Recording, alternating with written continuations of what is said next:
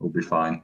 Yeah, I'm quickly checking now on the side screen. If there's anything else I'm missing, well, now's the time to do Yeah. it. I've given you plenty of We'll heads up. Yeah, we'll just do like the beginning thing first. I'll let you lead, start with Kenobi, and then I'll sort of like, I don't know, shoot you in the head and take the wheel of the car for the fucking, I don't know, for bracket, well, for the award ceremony. And then I'll perform a pit maneuver on the car, throw you two unconscious idiots into the back of my car, and drive away. Plus Vince in the back of my car. Is that for the bracket section? No, I don't know. Okay, then. I just wanted to say that. Okay, well, You're because not rational. oh, hold on. Yeah, no, I basically hit it off now. So please take a moment to enjoy this video for those of you who are here just to tune into the one thing and one thing only. Me. Oh. I thought you started. It's Master Ian Gamer, my favorite content creator. Season's playoffs and grand finals. Make sure to link your Battle.net and YouTube accounts to start. He does the voiceover for this. League tokens, sprays, skins, battle pass. I'm here for the tokens for sure. So It's with walk 90% by, of the grab viewers. those epic rewards and rock your new drops in game with style. And a reminder, the full Overwatch League drops forecast is available on our website. Gear up, link up, and win big in playoffs and grand finals. Which is tomorrow. Today is the day that we look back at the Overwatch League Season 6. I'm here, your boy Obiwankenobi, after a very, very long overdue break, with your friends Sans, Mike, Howdy. and Vince. Some of you might not recognize Vince, but I do. He's a former New Zealand Overwatch World Cup manager, and now he's moved on to some busy things right now with Collegiate in the US. Vince, how you been? I've been good, man. I've been good. Mostly just going by Vince these days instead of Vince, just because I don't know. I guess I'm just like touching grass a bit more, but otherwise good. Last time we talked, I think it was when Team New Zealand's roster was still being created. Like we were in the tryouts, and now obviously we're much further down the line, with not qualifying, but still having a very fun year. I don't know how much we're going to talk about World Cup, but if we do, I do have some interesting things I think you'd like to hear about certain other countries, perhaps. But yeah, Certain otherwise, other I think we're countries. Yeah, no, Yeah. a lot has changed since we last talked, and I think it's been a bit more revealing over on that side of the Overwatch World Cup side of things. Thanks, man. Mike, long time no chat. Where are you on this planet? So I quit tier 3. I started college, and I'm still here to spout propaganda about some random ass shit in relation to OWL. So Is it still a stuff hung show? has changed. Stuff has changed, and stuff has not changed. Okay, keeping it real. It's like you haven't missed a beat. Sans, hello world. What's up, man? What's up? What's up? Chances are we've got a lot to go through today, so let's get our big brains on. How do you think this season has went? Starting for you, Sans. Terribly. I couldn't disagree with that, actually. Look at what we've ended up with. I mean, in terms of like match quality, we've had like great matches from really great teams, but in terms of formatting and tournament brackets, it's been the worst since season 1.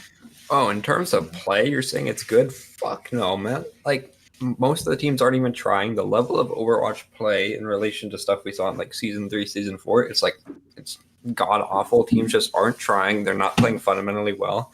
They're like playing skills check comps into each other and calling it meta. It's like a dystopian wasteland. Funny. It's funny, and if you're I don't think people should be watching esports for the highest level of gameplay. I think they should be watching esports because it's funny.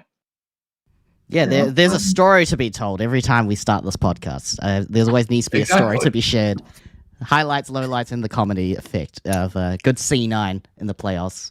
The only reason I don't see San Francisco shock here, despite us mostly predicting that San Francisco would do well with a team like Junbin and Proper from last year, it didn't happen. Why? They had to rake out the entire team, and then they rebuilt with Rinko and someone from Paris Eternal. And they went from this team, O2. O2. They went from O2 Blast to O4 Evaporation. What? Yeah, you're really going below than O3 Splash. Wow, that's really telling me something. Yeah. The level of San Francisco Shock's gameplay, the fact that it's not even on screen here as a qualifying team for the playoffs that you're seeing here, sucks. But for a lot of things that's happened this year, most people have been told, wrap the season up. Probably time to go a little bit cheaper. But for most of these teams, they've actually maintained most of their players and then decided to pick up a few at the last minute. So unless we want to start talking about all the teams individually, then we could start doing that. But I think today we should start thinking about some of the awards that will be given away at the playoffs, now hosted in Toronto. Sans, you want to lead the way? I thought we were going to be talking. I'm still tallying up the stuff. I thought you were going to be doing more talking than this. No, I can do more. I can do more now that Slee's here. Hello, friend. Long time no see. Hello. Welcome to our very organized community of great gentlemen that you've got here. It's a good roster. How are you even here? I thought you were on collegiate. Finished match. We went 3-2. Whoa. I am now sitting outside of my college parking lot. Oh wow. We out here. We are out here. We got live HD camera footage of Slee Overwatch after a successful 3-2. Oh yeah, it's gone completely black on us. That's fair. That's fair. We saw plenty from that. If you got more to show, please do. Okay. No. Here we go. We're in my car. Okay. Well, don't stream while driving. Be very careful of that. Yeah, I'm not. Nah. I just got my ice kit down there. My chest coat. What else? My fucking backpack, and then I have my peripherals in this tote bag. There's no way you can fit anything in that backpack. What do you mean? You could fit a folding phone in there. That's basically a computer. Flip phone in there. That's a game PC right there, honestly. Real. I'm sure you could fit a McDonald's ketchup sachet in there. Well, while we're in your car, could you introduce yourself a little bit more, Slee? I think the last time we caught up was for the Overwatch Empowerment Cup, which is ages ago. Yeah, hold up. No worries. Guess not. Oh. No, we're back. My card is stupid. That's okay. No, I think we saw plenty from that. Yeah, Slee. Since we last caught up, when, Calling All Heroes was still in development, you were with the Empowerment Cup, and since then you've just been between teams. I believe you said you were doing some coaching as well? I'm coaching collegiate right now, but sometimes playing depends on what my player schedules are. So right now at the college that I'm going to, I'm spearheading the entirety of the Overwatch program. Right now we're in the early stages of the program, so this is the first semester it's being offered at my college. So I'm basically the one doing everything for Overwatch at this point, getting all the teams organized and whatnot, getting us our main roster, which we're looking about like a 4.2 team, which is going to be really good, especially since that would be that's who we have readily available. But there's one exception: we need someone to be full time, and we would be a 4-6 team, straight up. Wowie! And these weren't maps. These were actual games, 3-2 that you played. Yeah, maps. Maps. Dang. Yeah, so we played 5 maps. Hard yards. Yeah. Good work.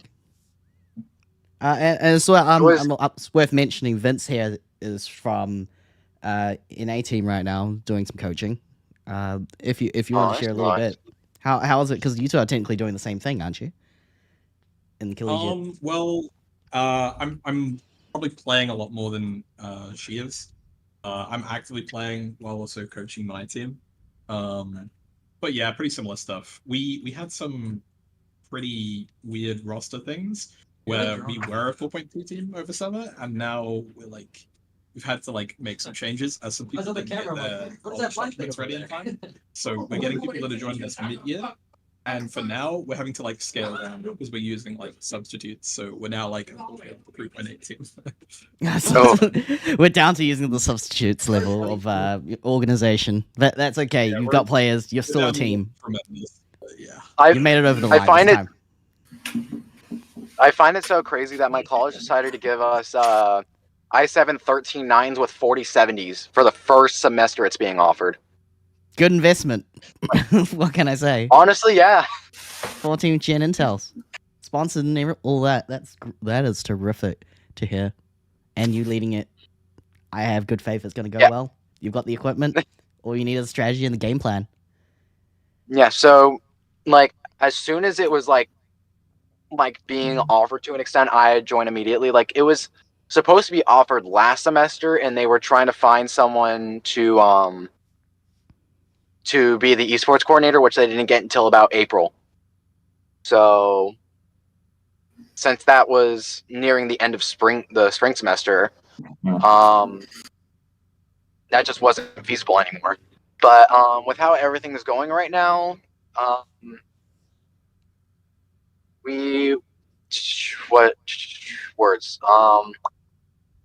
so essentially the person that came in, they just came in from a different university and whatnot, and they were going to start doing it, but they had no knowledge of Overwatch. So I took it upon myself hey, I will literally help you out with everything. This is my resume and whatnot. This is basically just me saying I'm up for the job, essentially, for Overwatch. And they were immediately yeah, absolutely. And so ever since over a month and a half ago, I've been working on this. So right now we don't have any organized teams just yet. We have tier 3 teams because we're doing NJCAA. But once we only have tier 3 teams basically, which is intramural. And then sometime next month we will have our tier 1 and 2 teams organized for every game. And I'm going to be the one basically running both tier 1 and tier 2, which will be fun, but hopefully I can get a paycheck out of it.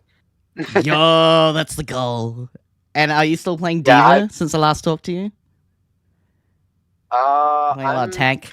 So I'm mainly coaching right now, but I've been playing a lot more DPS recently. Any in particular in this meta? Fucking anything. Anything. Literally, hit scan, all the utilities. Yeah, Bastion. So for this match that we played, literally, I was playing Bastion today. Let's go. In scrims or in our match. Just like one of our co-hosts and then I swapped on to Genji and Hanzo throughout near the second half of it, and then the last map I played Junker Queen. just for good measure. That's awesome. You gotta get your tank spirit. Yeah, it was. We were 2-2. Yeah, we were 2-2, and I'm I'm sketched out by this. I don't want to lose this.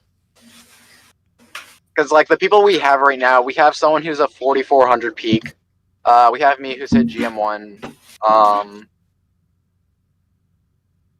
We have a support player that hit 3700, and then we have 2 plat players. Yeah, no, it goes without saying. Technically, 3 if I'm on the bench. That's some pretty good stuff that you can work off just to build upon something. And a lot of World Cup teams have definitely felt that way.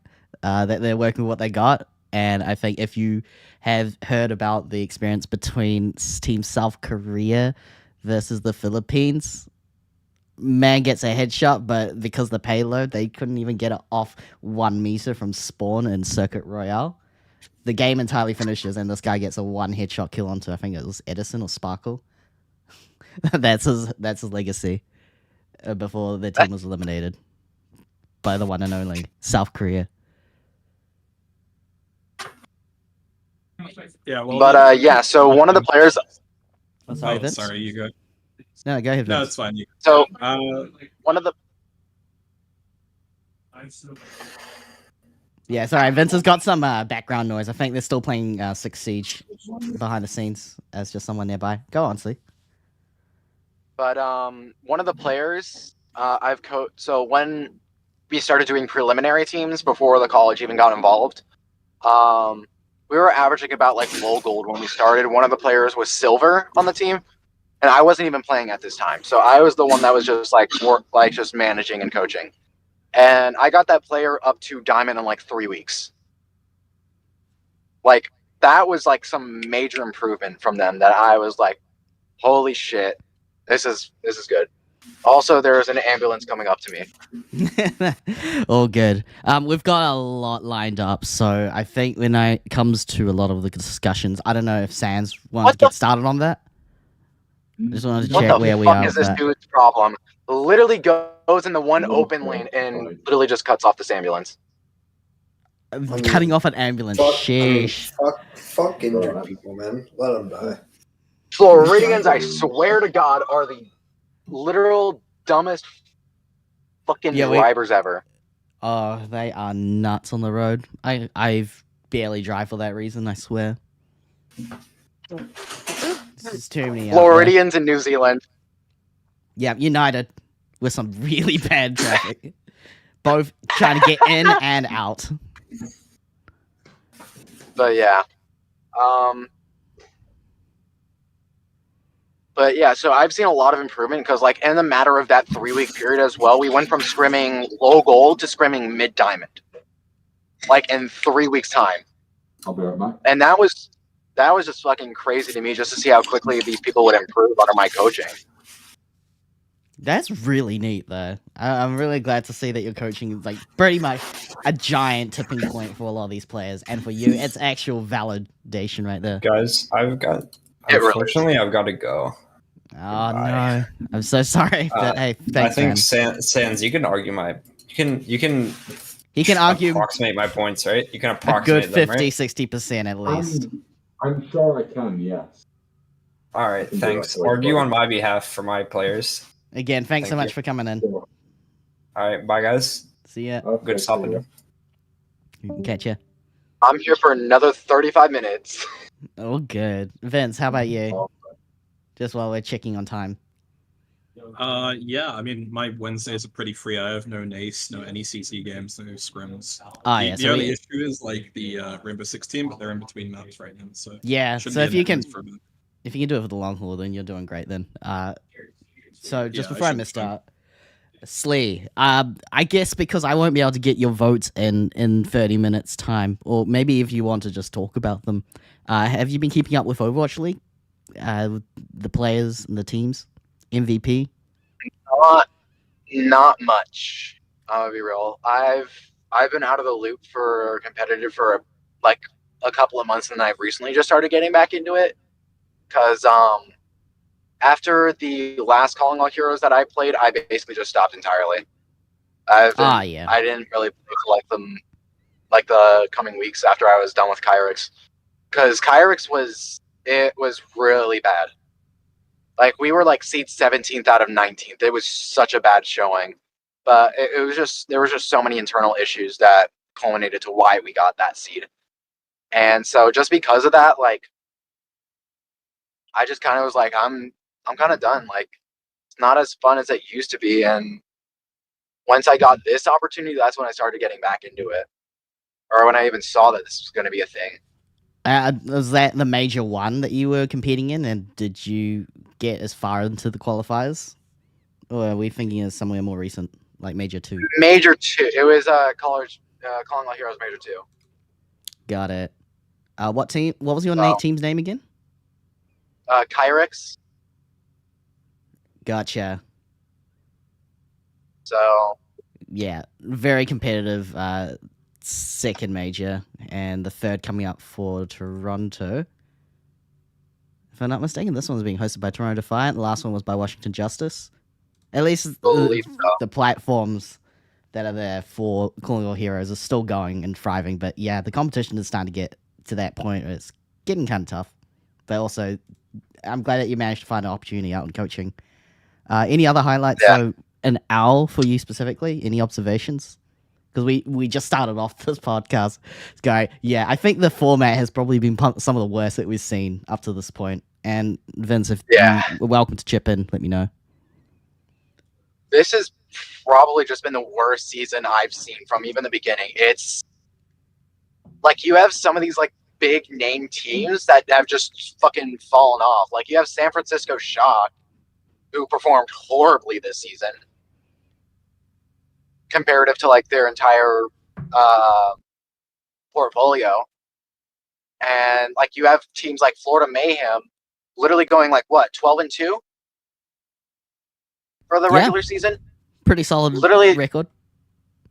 Literally going from a team that struggled to find a win in the first season, the inaugural season of Overwatch, to literally having a almost near perfect win-loss record.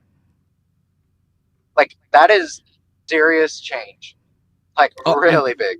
I should point out the reason for that as well, that they have like the top half being so high up, is because they did split it so that every team kind of gets a chance to play the others within their region. Unfortunately, also due to some weird scheduling shifts that they updated for the second half, for some reason the summer qualifiers had some teams actually being played twice. So whoever got Vegas Eternal twice, and they happened to be called San Francisco Shock, they had another shot at Glory, and it looked like they improved, but they actually just played some of the bottom tier teams who didn't improve, and these lower teams just didn't even have anything past a shot at qualifying by that point because of their worst first half. It's just a really bad scheduling change, and then the qualifiers themselves into play-ins and which teams get a chance. And this is before we even talk about the playoff schedule, which will come up later. That is a bit of a mess, looking at how the West Division handled that scheduling. Essentially playing teams twice, potentially just never having competition on the top half, because that's not how the schedule's ever worked. It's always just been luck of the draw that it's competitive. But yeah, it's just a wreck. Yeah. Like the whole season? The second half especially, if you looked at the scheduling of who played what. Yeah, it was very top heavy for some teams, and then the bottom half never got a chance to compete with teams of similar strength, probably because they faced them earlier in the season and they didn't look so great. Yeah. It's maybe you go. After you, Slee. Our special guest. I'm not going to be able to watch. Really curious how things are going to turn out after. Yeah.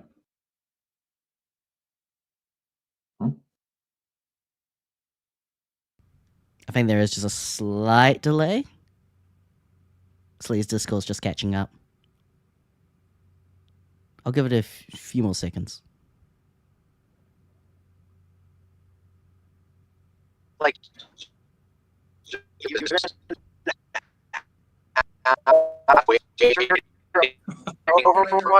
like everything can happen. This season ends, it's like pretty good idea that this. What do we really know? You know, kind of this ominous like. You know. Yeah, sorry. I think it's Discord that's finally caught up like a good 30 seconds in, so that explains the silence. No, man. We got a good fraction of that. Yeah. I was fucking bitten, bro. Bro, now they found out that you're AI generated voice chatter. Real. I'm so unreal. How accurate that describes what just happened. My encoder was breaking. My encoder was breaking. Sorry. No, it's okay. That's Discord mobile for us. You've given us a good perspective from this angle. If you want to repeat it again, go for it. Okay, it's basically just the fact that like when we go into Overwatch League finals, like I'm not gonna be able to watch tomorrow, but like when we like get into the finals, it's like okay, we know like Overwatch is still here, Overwatch League's still a thing. We get to see it live. It's just like realistically, what the fuck's happening next season? Because we all pretty much have a good idea of what we think's gonna happen, but we're just like in this ominous void of like we really don't know. It's this state of limbo. It's very much a nebulous void of what's happening to all this talent. We still have contenders, but contenders is not what people want to watch. They want to watch the best of the best play. And I think the prospects aren't looking good because we've not had answers for well over 6 months what the future of Overwatch League is going to be. But the topic of conversation is for this weekend. If you're in Toronto, just enjoy it. I think the people who've got a chance to score tickets while they still can for the whole weekend and the finals, especially. Honestly, if you're in the US, you should be doing it. You should make the jump. If you value the experience, which was all free up to this point, you know, it's cheaper than BlizzCon and just to see Overwatch World Cup teams compete. I think Toronto would be a good spot if you're in the area. It's in the city, so I know traffic's going to be a mess, but like any big event for Overwatch League, all the homestands, if you've never been to one, this is the one thing that you shouldn't be missing out on. You've got a chance if you're in the area, you should go do it. You should go watch. I was genuinely so pissed that I didn't get to see Florida Mayhem live. Because COVID hit, homestand didn't play out, and I was like so mad because I was planning to go to it. Went like right before COVID hit, and like it was like 2 weeks before the shutdown, like the lockdowns and everything. And I'm like, fuck. Yeah, it really does suck for Mayhem, especially because they did have a homestand, and Charge had a good number of them in 2020, but all of them got cancelled before the East Division could host any matches. And then when they did do one in 2021, they had a specific one for Hangzhou Spark. Looked great. They knew that there's a big crowd of like in the hundreds of thousands and millions of viewers in China, relatively speaking. Not that many, but you could see in person that there was a demand for it. Same with Shanghai Dragons. And we didn't get much else from that afterwards. Yeah. On that note, Sans and Mince, would you have gone to a London Spitfire homestand if that was going to be a thing? I was seriously considering it because I'd just done like a bunch of Christmas temp work in 2019. And I had all this money. I didn't know what to do with it. I was thinking of going to a Sabaton concert. I was thinking of doing this, that, the other. I ended up just like spending it on like a new desk, a monitor, stuff like that. And then COVID anyway, so I couldn't. But there was one planned in London, and it wouldn't have been that hard to get there for me.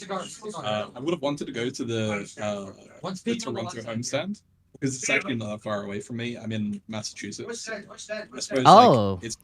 But you know, I'm an international student, so I'm double broke because I can't work yet. So I need to get like paperwork sorted before I can even like work to pay for that. So yeah, I couldn't go, but I'll be going to the Felix Arena. That's next to the Patriot Stadium. That's where they do all the Boston watch parties, and there'll be a watch party for the final day. And that's regardless of if Boston plays. The spirit of Calax is within you, Vince. I swear to God, you're actually in Boston. Absolutely. You're in the esports mecca of the US. That's not LA or New York in the sense, the sheer scale. Yeah. I think you've got it good there, so hopefully you have a ton of fun as you're spending most of the day with us, which is awesome. Slee, I wonder, then, how do you envision next year looking like if there was no Overwatch League? Do you think it's worth Blizzard giving it another shot and just rebuilding it from the ground up, or does it need to be handled by some other esports organizer that's actually good at this stuff? ESL, we've got Esports Engine, so it's not like we haven't had any good supporting work, but you know, whether it's just a corporate structure or something else in the way that's made it really tough. We've seen it with contenders be really bad in 2018. What do you think needs to happen, or what do you envision working out for Overwatch League? So one thing I think could really work is just elevating collegiate and contenders, and then just kind of restructuring everything from the ground up, honestly. Like, I feel like they definitely do need a third party to come in and step in and be like, hey, you're doing shit horribly. And, like, just actually, like, start setting foot into what local talent there really is. Because the fact that, like, most of Overwatch League has been held in the US or Canada. So, like, you have a really good foundation of collegiate and contenders people in the States. And then, like, that's basically how it was before. Just like go back to how it was originally.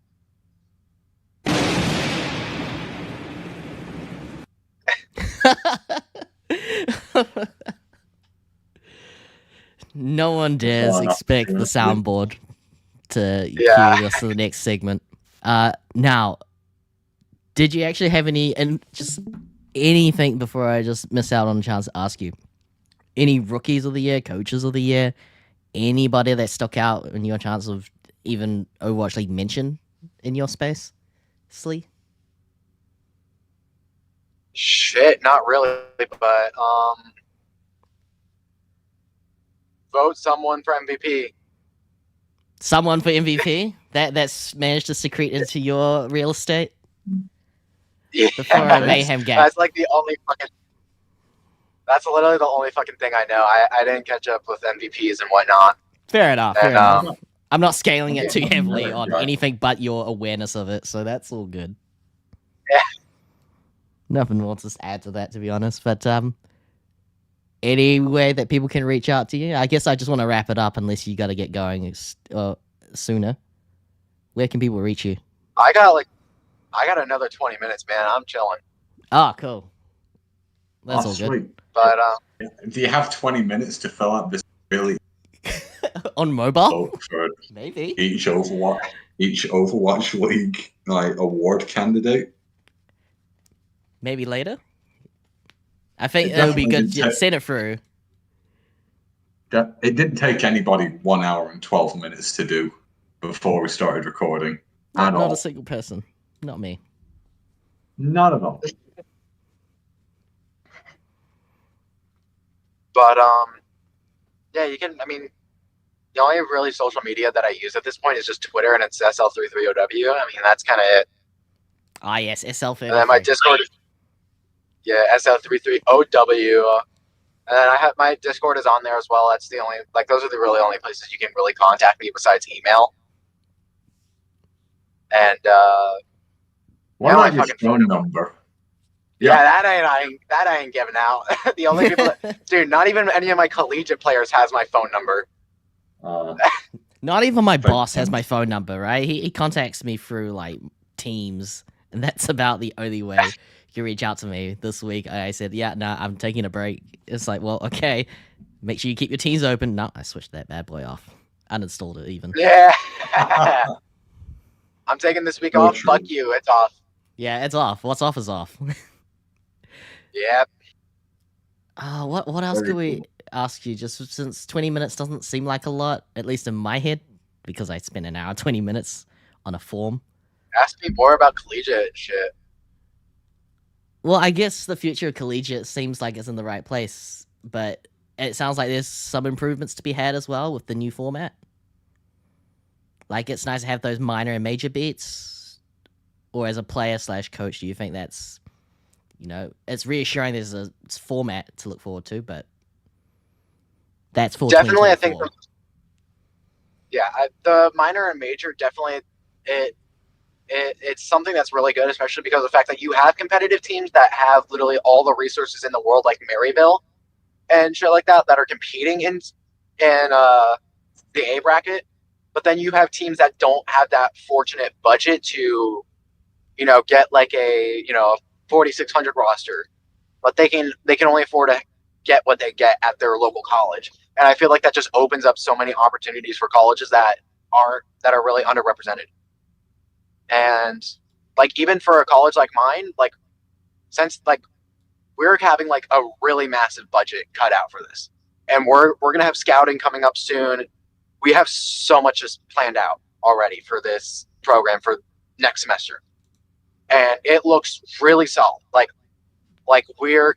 we could easily be committing hundreds of thousands of dollars just next semester alone for esports talent. Hey, and I So- look forward to that. It sounds pretty solid.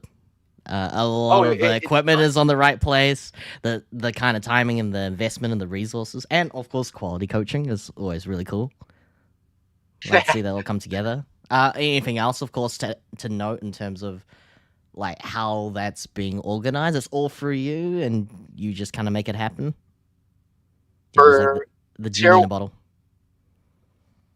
So yes and no. I'm doing a lot of the team organizing and whatnot, but when it comes to actual tournament organization, the esports coordinator is handling all of that.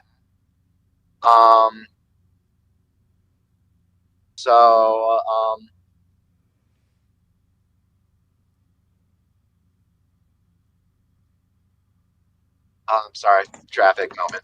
That's fine. But so esports coordinator is handling all of the tournament related stuff. I'm handling all of the team related stuff. So organizing scrimmages, management, coaching, all that good stuff. Communicating back and forth between the coordinator and the actual teams when they get formed. So I'm just mainly handling all of that and whatnot. So I'm basically just like the assistant coordinator for just the entire game.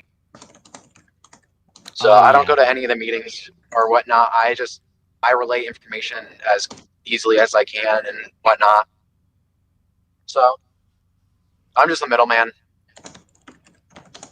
Okay, and if I compare it to you, Vince, is there any sort of scale of an esports coordinator on your end, or it's all on you flying solo when it comes to the organizing? No, thankfully not. So, thank God. Our program is like relatively new. This is the second semester of esports here. We have a director who's amazing.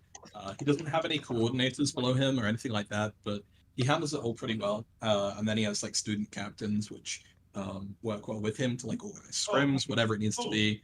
But we have quite a few games played here, and people sign up to NACE and NECC, so the schedule's pretty packed. Work around that in a room that just about fits everyone in. We don't take part in the event, like the one that's officially run by Blizzard. We just do the NACE and NECC right now. Oh my god! We might do it later in the year, but for now, we're just doing NACE and NECC. I think like to the point of like collegiate being in a good place. I think someone mentioned earlier. It's like I don't think people realize how good it is. Well, maybe they're starting to now, because there does seem to be a big increase in players doing it from all over the world in the last like 6 months. But you know, comparing to other games that I've seen, I think Overwatch is probably in the best place. Like it's probably like, as far as my knowledge goes, I would say it's the best place. In the best place as an esport at the collegiate level, right? Like there are some like good programs. There are some good tournaments available for other games. Valorant is very much in its early days. If you look at the people that have been winning Valorant tournaments, none of them are really like X tier 1 players or anything like that. So I guess that's good in a good way, where it's like if you're a tier 3 or low tier 2 Val player, you could like get a free ride and all that now. Of course, it's a little harder later on. It's VCT's bubble starts to burst a bit like Outliers, and tier 1 pros start playing in it. But you know, for now, like Val seems pretty attractive. But again, like I think Overwatch is probably in the best place, like compared to the other esports. And you know, I love it a lot. I'm only like I don't know, 3 weeks into this, 4 weeks. My visa got approved the last possible day, and I had to rush over here. So it was pretty hectic. Like I got it on September 5th. September 6th, I went to London to pick it up. And then September 7th, I flew to Ireland, and then Ireland to Boston. So and basically, just in between all of that, you managed to clutch it out. The visa was all secured. Yeah, I mean, it got issued like after hours, after the embassy was even open. So like when it hit 5 o'clock, we were like, okay, I guess I'm gonna have to do it in spring. And then like 6 p.m. came and it said, you've been issued your visa. I went, what the fuck? So that was pretty crazy, but it's been good otherwise. Do collegiate, everyone that's even remotely interested is my best advice. Wait, I need to ask the important question. Which country had the best food? The best what? Food. Oh, I'm gonna speak quietly. It's the That's fair. But you know, while I'm here, it's not like they don't have any vegetarian options. I'm a vegetarian, so it's like a little harder in that way. But there's like a lot of there's a lot of stuff that I do miss. Beans on toast. Beans on toast? Yep, do miss that. I guess I'm mainly just missing variety of food. You know, I got sent some foods from home, which were quite nice. But a lot of them are like things that you used to cook with, and my school's a catered school, so I can't really cook with them. So I've got like Marmite up as like a shelf decoration. So there's that. Just Yeah. eat it out of the tub with a spoon. Delicious. Gourmet, if you will. Oh yes. Avocado and baked figure out- beans, man. That's the spot. Mm. I gotta figure out how my next fall semester is gonna look Gag reflex like activated. fully, because I'm moving to Canada. Oh, congratulations. Wow, very Uh, topical. Yeah, so I'm going for a uni anyways. So A volleyball costs like $100 in Canada, if I remember correctly. So- wait, what cost $100? A volleyball. I'm gonna be real. I doubt that, especially when you can get. It was in a Toronto Defiant thing where they guessed prices and shit. What? Okay, unless it's like some professional shit, then that's probably fake. Hang on, let me see. USD to Canadian USD dollar. to Canadian it's $1 to $1.33 Canadian. $1.35 Canadian. Ah, shit. So close. I was close. I was like, it's 133 or 134, and it's 135. I'm sure no one will hunt you down for that mistake. No, the Canadians are too nice, especially from PEI. Everyone there is wonderful. Good point. Yeah, because everyone from PEI is like from a different country as well. I saw people from the Bahamas when I was there like 2 months ago. That were residents, Resident Bahamans. the Bohemians. The Bohemians. That's literally what they're called. That's so cool. I've never heard of that until now. This is Oh my goodness. eye-watering moment for the Bohemians. The more It's not you know. Bahamians. Bohemians. Yeah. Wow. But like there was people from like every demographic there. There was Ukrainians, there was Chinese people, like anything like what basically would be there. So it was like a breath of fresh air that there was so much diversity there, and it just was more or less accepting in a sense. It just felt more accepting just when you were immersed with the events going on when I was there, especially because like the people that were there, like just because of like their race and how diverse everything was, it just made me feel a lot more comfortable about my sexuality and being a lot more open about that and whatnot, because of the fact that it's just so diverse regardless. Yeah. But then again, they also painted their sidewalks with pride flags, so hey. Nay, let's go. We only get one giant crossing with the pride flag on it. But we're pretty proud of that. They had several zebras that were painted with pride flags. Love a good zebra crossing there. And it does help that there was the whole Pride event. This goes to show how long it's been since we last done a podcast episode, by the way. There's the Pride event. There's been Overwatch 2 Invasion. So 3 to 4 seasons of Overwatch have passed, which is close to 6 months of content has dropped onto Overwatch 2. So I reckon, as long as you reckon that's a good pace that they're going for releasing new heroes, maps, and events, I think we've got a lot to look forward to next year too. Yeah. I definitely agree with that. But Overwatch League is just like anything competitive wise when it comes to tier 1 for Overwatch is just no fucking clue, honestly. It leaves a lot to be desired. It's not a shape that I think we can say we're proud to be representing an Overwatch community, right? Yeah. So still got to work on it. Yeah, hopefully, like I can't like make decisions about changing like what leagues we're going in for, like just competitively, but like we're doing NJCAA, which NICE would be a lot better, honestly, or NACE. What the player? NACE. No, NACE as in like the tournament organized. Oh, NAC. Like, right? Yeah. Gotcha. I see. Star League, right? I'm sorry? Star League? Or am I thinking Star of something League. else? Yeah, so it's called the big name for it is the Nate, like it's Nate of the league. I see. Yeah. Oh. Okay, yeah, sorry, the But- sinuses are finally connecting. Yeah, so like I wish we had like more like a tournament like that to be involved in rather than NJCAE. Because like right now, like we need to play in tier 3 games in order to unlock tier 1 games and whatnot.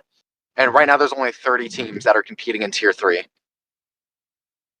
Which is And- not a lot of people. I was gonna ask, is 30 considered really small because you need a much more competition, a larger pool of players to be able to? I mean, like, when double- I was on Team Cook, I remember there was like 200 teams Yeah.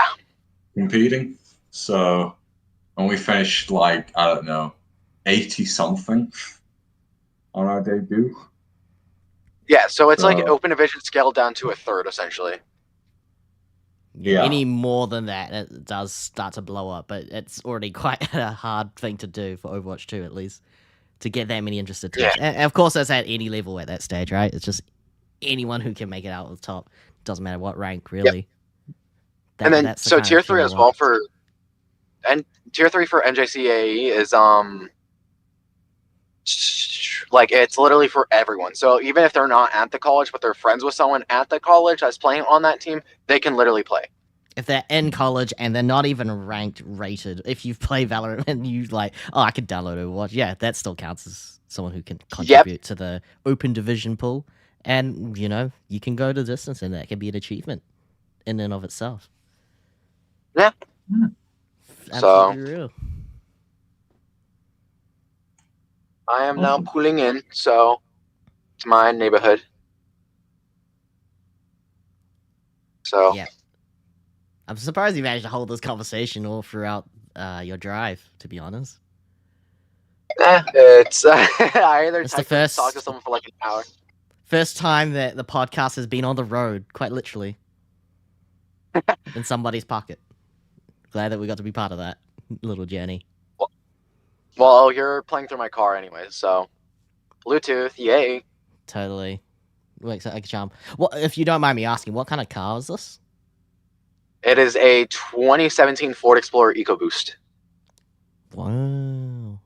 Honestly, I live in a world full of Toyotas, Teslas, and what's the third Utes. one? Yeah, that kind of Just stuff. Utes in general. Just a bunch of Stupid. like semi-autos and like hatchbacks.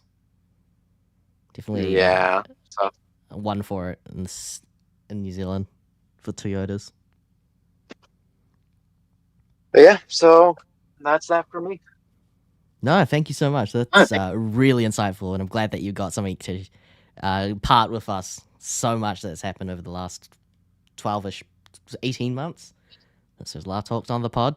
That's been really awesome. When was the last time I even talked to you? Here, hold on. Yeah, I think it was when Well- we were trying to start a podcast that would overthrow Twitter, and we were still calling it Twitter. So I guess that wasn't going to happen. That was all hypothetical, though. I mean, everyone still calls it Twitter. Yeah, everyone's Last time I uprising on X. interacted. Last time I interacted with this, like fully for like a full conversation was a year ago. Yeah, like a year ago, not quite to the 3 date. 3 days off of here. Literally almost to the date. Okay, that is insane. That we're that close. It's just 3-day over. difference. So I call it an anniversary. We definitely need you back on again to see if we can get another life update from you. Yeah, so just letting you know, I'm moving to Canada in like May or June of next year. So Huge. I'm Awesome. sure you'll still be able to keep in touch all through your Yes. adventures. We'll look forward to yes, it. yes, yes. Can't wait. Anything else? I guess if you're about ready to send off soon. That would be that. So I will see you on the other side. Also, actually, hold on. One of my bandmates just messaged me, and they said that they're starting to write some songs. So You've got some we'll songs have to a look full forward song to. completed. Yeah, hopefully should be done in like a month or so. Oh, huge. Can't wait to hear So- some of the results. All right, I will look forward to you sending me a few links when that comes up. Alright. You will hear my screamy shit soon. Yes. So Can't wait. take care. I will see you soon. Trust. Take care, Slee. Thanks so much. Take care. I think this is just starting to become a bit of a reunion show with Mike and then Slee, and Vince. You know, we got it going. Fucking radical. No, I think I got an update from Nari. She did mention that she's got a couple of submissions for you. Whether it's she complete does? or not, I don't know. But I can send you exactly what she sent me and see if that's what you're looking for. Yeah, sure. DM it my way. Yes, I will. And so what have you been doing so far is just tabulating the results, right? As they come. Pretty much, yeah. I've essentially tallied like the 4 of our votes, me, you, all like for each like individual, and just seeing who gets the most votes, and whoever gets the most, the winner. You know, democracy. And we actually know what we're talking about. Hashtag real. So, we really do. We know it from our organic sources. especially when it experience. comes, especially when it comes to Coach of the Year, because we are so in depth with that award, aren't we? You know, we talk to each individual Overwatch. We essentially have all the perspectives you need with everything that they do behind the scenes. You know, there's nobody more qualified to give out the Coach of the Year award than us. Let's see what Nari said. Okay, that doesn't change. Yeah, none of them change either.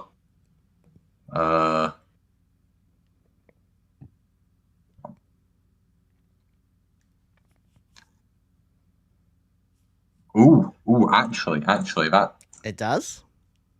Do we have the potential to skew the vote? I see. I can hear the faint giggle there. The little grin on your face. I can feel it from here, on the other side of the world. Oh shit! Yeah, that does change. Oh, she has changed one of the awards. This might very well be the most exciting thing that I'd like to see. If you've got the results to share later, because I know we're still getting them together. That it's going to be totally worth it. There was a tie on one of the awards, and Nari has broken it. I'll let you know which tie that was. Yeah, when we get Nari on, we'll have to explain. Of course. Vince, do you know anything about New Zealand politics? I want the answer to be no, hopefully. I do know a good amount, I think. Okay. I won't obviously go into party details. That's not what I'm here for. But as far as the politics in New Zealand goes, I'm hoping that this means that Nari is like our New Zealand's kingmaker. That one party, that one person who decides to sway from one team to the other to represent. You want to be the Winston Peters. the Winnie Peters. Give us the Winnie of our Overwatch League MVP vote. Jesus. Nothing makes me more excited than to have someone who can be the swing vote. The one that carries... Well, did you say it was the Alarm Rookie of the Year, or are we going to keep that tight-lipped for the time being? Which category it affected? I'm not telling you which category she affected. Okay, that's cool. That's all I need to know. So what I also wanted to cover is, I guess, more importantly for you, Mince, with how much that we have covered so far of the Overwatch League. Here's the scoreboard, and just by glancing at the numbers and just what we talked about earlier, the top half, very top heavy, with things like 10 plus wins, and the bottom, they weren't going to make it out, but I think this is still, and not a joke, the most competitive I've seen the West Division ever go. Even if one of those teams happened to be at 0-16 and they tried to pull all the stops to try to salvage their season. They couldn't get a single win down, but they did get maps. This is no different, or it feels similar to the Shanghai Dragons experience of the 0-40, 0-42 to be exact, of Shanghai in Season 1. Just by looking at the scoreboard, there's a lot to take in, so if there's anything you want to look at, let me know. This is just for the Like West. someone get Ian in the podcast. I was going to say, like... Any of the surprise you? Not largely. Like, I think everyone knew this was going to be an incredibly competitive season. I think, Gladiators? hold on, Yeah. I'm gonna get to that. I think a lot of people thought there would be a couple different teams like absolutely dominating the top. It's just that as soon as the roster moves were announced, and it was like, okay, Boston is assembling this crazy team full of different championships, and Rain is spending the budget with Elon Musk and all this sort of thing. People saw all these teams with crazy budgets. Sorry, you're probably hearing these guys in the back. Sorry.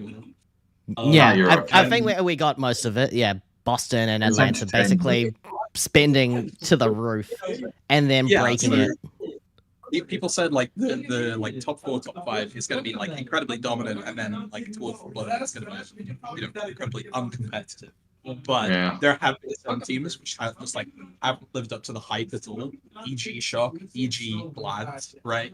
And regardless of the fact that those two teams were like mid or worse than mid in Glad's case, it was still like there's an incredible top 4 where like Boston could easily be in the consideration of maybe second, but it's just like, they had an unlucky game or two and therefore they had to go through play-ins, but I would regularly consider them like grouped with the other top 3. Hey, they have a 100% loss rate against Vancouver. Do not type team. Say that again. Wait, are you a bit spotty there, Sans? Oh, sorry. Boston has a 100% loss rate against the Vancouver Titans. 100%. They played them once. They lost this season. It's still 100% loss rate against the Vancouver Titans. And it did earn me £102. I do have a clip of that. That's mind-blowing that you had the chance to bet on it, and you actually doubled down and did it, and you got the payout of £112. Yeah, I £102. I quintupled my money from that one match. Just purely on Vancouver propaganda and Boston anti-ganda because, Jid Set's a criminal. Can we actually, even just looking at this roster, before he sang, there's even a mention that he was on this team, and I don't know if this is even going to show it, because he says -1, Sugar Free's -1. I don't know what that means, because you can have a number 0, but that's not what that's referring to. No idea. There's just some bugs here that clearly say 0, and then I believe... Yeah, it says there's sunsetting stats since it looks like they can't fix it. Punk and Sugar Free are actually solid teammates. Faith is solid. Crimso's solid. Yeah, like this is a pretty much on piece of paper a team that was dedicated to improvement off of Boston's former roster. I'm talking about Boston, signing criminals in Jidset when Vancouver did the same before he signed. At least in Vancouver's defense, they didn't know about, Aspire's, Kevin Spacey tendencies when they re-signed him for next year. Yeah, whereas so Jidset was a known criminal. I don't want to fall down like a debate rabbit hole, but let's not forget they did know for a little bit after they re-signed. They re-signed. They were made. It was so they re-signed. But I meant before they re-signed. Can you wind it back a little bit? Wind it back for me, Mince. Who and what? So the Vancouver GM Chibi was aware of the accusations, and they've commented since on Twitter. I'm not sure if they're public, their profile is still public or not, or whether they're still private from the incident. But it was a known factor that Aspire had these allegations behind him for a while. I can't remember if it was after or before his re-signing, but the fact is that Titans GM knew for 6 months anyway and just failed to do anything. So let's not forget, like they have some inclination, some idea that something was going on. But, oh my fucking! I don't want to go down a debate hole. I feel like we teeter on that real quickly. So I'm glad you mentioned that though, and the detail that we know. Yeah, since that's I did read Chibi's twit longer, and from the sounds of it, it sounded like she didn't have enough evidence to just pile drive on Aspire full force. But like when evidence did come to light, he obviously got booted from the team, so I can't necessarily fault management for that.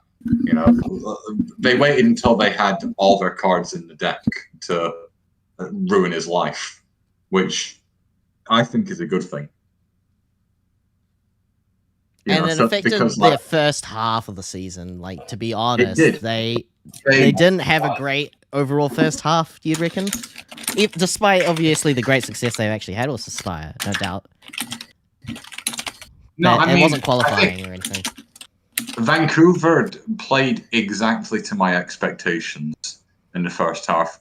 A couple of upset wins and upset map wins, but like every loss was expected, every win was expected in my propagating book in terms of the Titans. So I mean, I don't think any human being on this planet, even as much as I was hyping up the Vancouver Titans in preseason, I don't think anybody would have placed them 5th in North America. So I consider this a very successful season for this team. Nobody's going to say hi to me. God damn. No, because we didn't miss you. You're back now, so I'm glad that you're here. It's just we need your thoughts. That's the most important part. We need your very continuous response here. Just following up on Vancouver Titans season. I think that's a good point. It is a much better season that they had since the reformation and the implosion of the original Korean Vancouver Titans roster and how that worked out. Oh, yeah.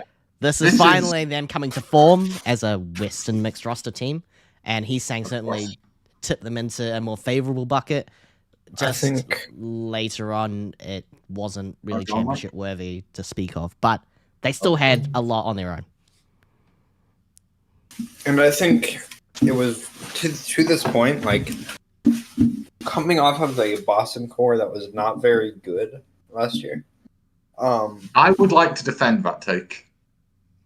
Like, if you have a bottom 3 DPS center, Sans, this is why I'm going somewhere. You're not going to look good, are you? Sans, I'm going somewhere with this. Line. I'm going, sir, please. I believe you. I'm just saying, like, you can't perform what DPS came from a fucking dumpster. Yeah, well, to like this very middling core, they were able to add like a couple of like very talented DPS players. Obviously, with Aspire and Sugar Free early on, and then Aspire was a fucking pedophile. So happens to the best. You might want to censor that for the YouTube algorithm. Yeah, a bit too late for that, mate. At least it's not designed for kids. Okay, whatever. And then after that, picking up Heesong. I think they just like upgraded that core and made it like actually competent. So, good on them. Yeah, I mean, just look at those last 3 weeks. That's Vancouver Titans losing to Toronto, very close game, losing to Florida but still taking a map, and then wins all around, following that up to a rematch, which didn't go out with a bang in the play-ins either. Oh yeah. But if there's anything else to mention, though, is with the Titans roster, I think they still make a pretty solid core of self-improving team. The hardest thing they could ever go is off of their unsuccess on Boston last season, first of Overwatch 2's 5v5 format, and then coming to terms with their DPS honestly needed an upgrade, and they actually got it. Yeah. And you can see that they have a ceiling that they actually bursting through above their expectations, and they certainly did great. Top 5 in NA is still a solid achievement. Yeah, the amount of people that I saw putting the Vancouver Titans bottom 3 in North America, like pre-season, was so concerning. It actually made me question whether these people actually watched the Overwatch League, like, even once in their lives. You know, like, looking at that core on paper, not a bottom 3 team in North America, APAC, anywhere. You know, and I'm glad that I could hype them up and get bragging rights now that they're in a position of success. You know, Vince, from your perspective on the outside looking into Titans now, do you think the Titans propaganda is successful from our scene? I think we've continued to dog them, support them to be better than bottom 3.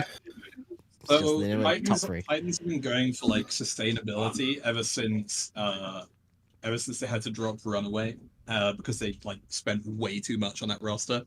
And I think the only way they were going to sustainably be able to continue holding that roster would have been to win the championship. But they didn't, so they couldn't. Yeah, I know that from like a statistics point of view, in terms of like social media engagement, that's typically what the organization goes for these days. They go for things like community engagement over winning. There was a lot of debate in the off season between general managers and Roy, who's the German general manager for Vancouver, who used to be an assistant coach on Boston the season before. He was saying how do you really need to have wins to be a successful team? And while that kind of sounds like a sort of loser's excuse, it's like, what's the benefit in spending crazy amounts on a team that might win, might not win, when you could rather just like play for the memes and win the heart of the community?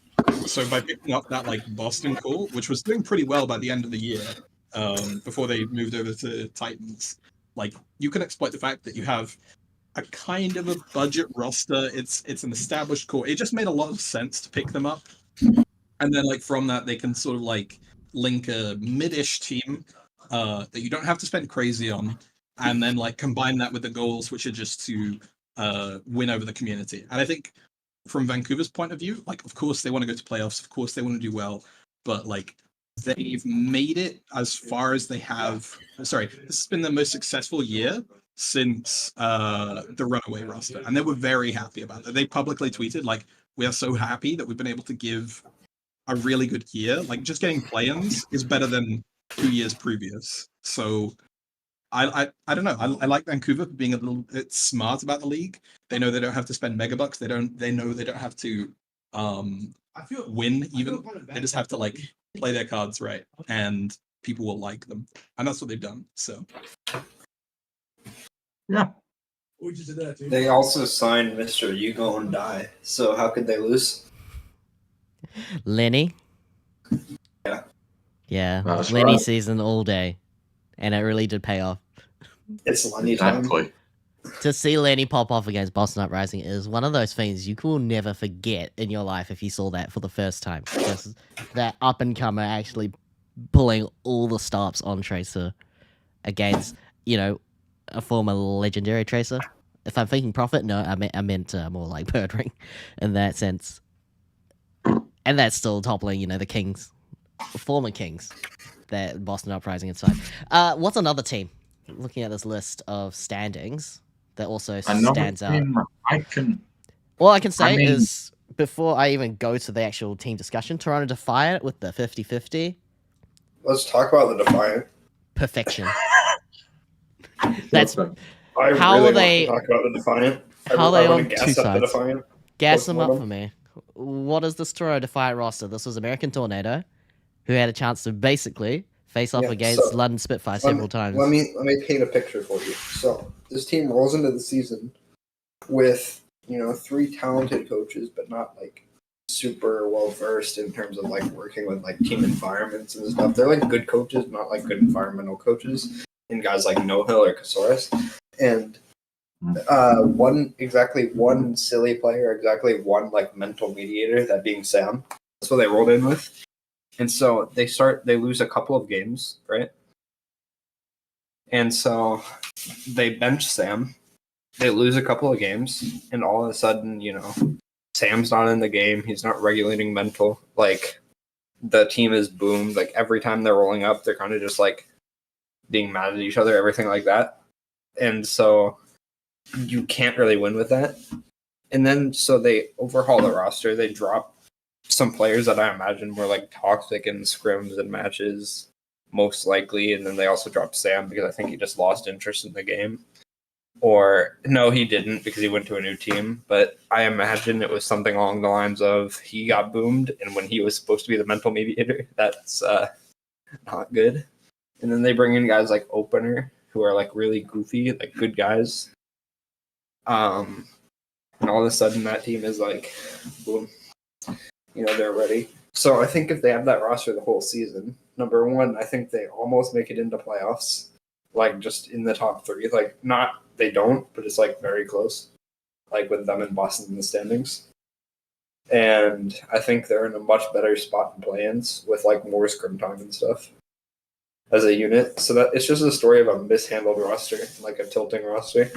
Yeah, as soon as you bring up Spectra and was it Opener at the same time? They were both announced. Yeah, and those signed were the to 2 team. pickups. Yeah, Opener, I think he just honestly had a good time and continued his career. Same with Spectra, and so naturally you put those 2 great people together. It was a recipe for success if you just look at the second half of their season. They had winning weeks, and then they had losing weeks against the top teams. Totally expected, but it wasn't a complete blowout. So you could see that they had something going that would get them home into the playoffs. Play-ins was just really rough on them, and they had to face against Spitfire and their Canadian rivals. And honestly, they had the better end. They had the upper hand. It's just a stronger support and DPS line. Yeah, going for them. And so my understanding is, as a matter of fact, to not see them against this kind of stacked roster from both East and West. Yeah. For Spitfire to take that spot, truly devastating stuff. Yeah. But I probably wouldn't have it any other way.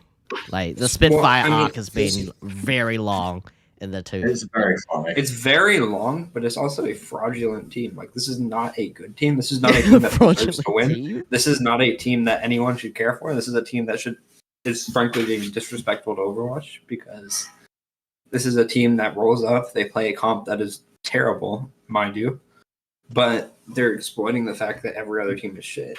And so they're like, we are a shit team too, but we're going to stick to the cards that we know we can win with against other shit teams. And that's how we are going to win. We are not going to try to play the best comp or be the best team in the world. We're just going to try to like gatekeep teams and play that way, which I don't agree with personally. I think you should try to be the best.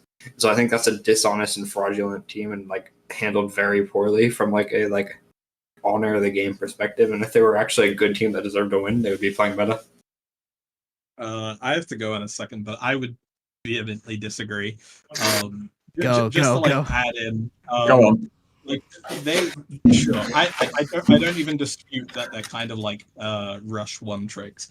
Although I would say like, okay, well, I'll have you know that's rush generally, because they can also play the Queen comp. They're not just Rhine rush one tricks anyway. But I mean, if you look at like the history of Overwatch and other Overwatch teams, I genuinely think that if you can't handle a team that only plays one comp, then you're fraudulent. Like, there's no argument to say this team is fraudulent because they can only play Rhine rush. It's like, no. That's not my argument though. My argument is that by playing so that they can only beat bad teams, they can only beat like teams that don't deserve to win, and they're never going to beat a good team. And I don't think that's the case with fraudulent. I mean, we didn't say that Spitfire was a top team coming into this. They were looking better thanks to their first year in Overwatch 2. But following that, I don't think fraudulent's too strong. Is what you're also saying though that anyone that loses to them is therefore like? Oh yeah, every that's team the implication. Is shit. Every team is shit that loses to them, and those teams are like very bad and fraudulent. But at least they're hyping up the Defiant. Okay, yeah, but they have Hydrons. It was just a practice round. Yeah. They didn't get the memo that it wasn't a scrum. Yeah, what happened was they were playing in favor of America, but then the world is against America, like on a fundamental level. So like the EU sent a few missiles to bomb the internet around Toronto. And so I got a dip now, but thanks for having me on. Shimmer couldn't speak for longer. Okay, if you ever end up doing like a World Cup episode, let me know, and I'd be happy to talk about that stuff as well. 110%. We need to talk about that closer to the date. Right. So hopefully it's still fresh. I still haven't named and shamed the countries which have been hard bending the rules in World Cup. India. America. America. America. It's Oh, really good, been mate. America, right? But We I'll save that for need another to know that in more detail then when you got the time. Thank you so much, though. And take care, All mate. right, bye guys. Cheers. Bye, guys. See you, man. Right, it's the Three Musketeers back in action. How long do you got, Mr. Mike? Forever. Go. I like it. You know, I have Alright. class. I have class in 12 hours and 18 minutes. If you said So, 12 minutes, it sounds like you were gonna go let it carry on anyways. So No, 12 hours. we don't have anything to add to Define. I- I don't, because it's Yeah. about balances out everything this season felt like. Is that they literally ran it back on the second half. They got a spot in play-ins and was robbed. Yeah, I might They need were to go to robbed by bed a in like fraudulent org. half an hour. So So let's If get to the there's- awards. Let's hope that Yeah. Nari can come in on speed dial after that, because I know that Yeah. me and Mike can probably get it going for a bit longer. But if it cuts yeah, off, if that's okay. there's no other like teams you want to recap on, we can just get to the awards. Yes, Now, please. is there any sound effects like stock fanfare or drum rolls that can be used to announce them, make it sound a little, I don't know, more prestigious? No, nothing It's- prestigious. All right. All I've got. I can like clap into my microphone or something. No, there are That's actual fine. sound effects. I'll give you one now and see how loud that is. Does that help for Uh, suspense? Wait, hang on. What if you just like do a ton of it? It's Shit, Yeah. that does work. Okay. It does work. It does work, but you just gotta tap it a little faster. And this is why your community discords do not have soundboards enabled. Okay, so we tallied votes for the. I'm trying to think about which order I should do all this in. We tallied votes for role stars out of the four of us out of the four of us that have been talking, not including Slee. Mm. So, well, actually, I tell a lie. Out of five, Nari Slee was a bonus round, but you did get 5 total if you include Mensa Yeah. and Nari. Nari has given a her last minute nominations, which has shaken things up slightly. Yeah. So, just to start off, we might as well give out the role stars, see if any of them shock anybody. The DPS role stars goes to drumroll.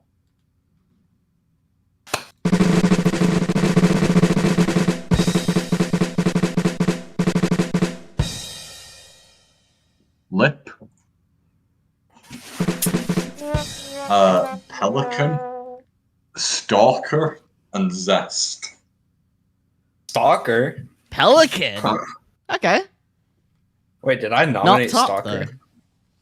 I can tell I you, did Mike, not. that you did not nominate Stalker. I designated Okay, Stalker thankfully. as Atlanta Rain's shiniest over Yeah, Lip. Over Lip?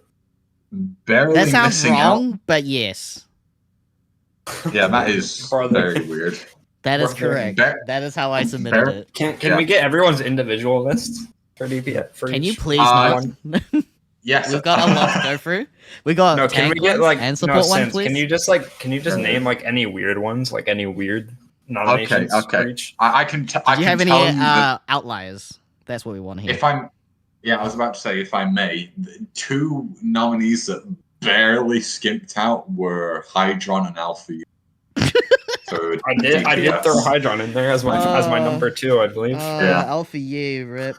Wait, is there that one? Is there any weird DPS roll stars? Alright,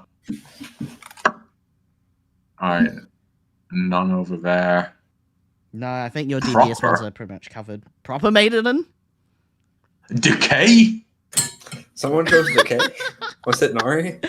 Oh, who? That will have been Vince who picked Decay. Oh, I've got to have Okay. a chat with Vince. Okay, Decay, fine. It was the other one that you mentioned that was a bit more confusing. That's fair. Alright, tank roll stars if we're done. Yes. Gooning over We are these. done gooning. Good. Alright. Winners for the tank roll star goes to...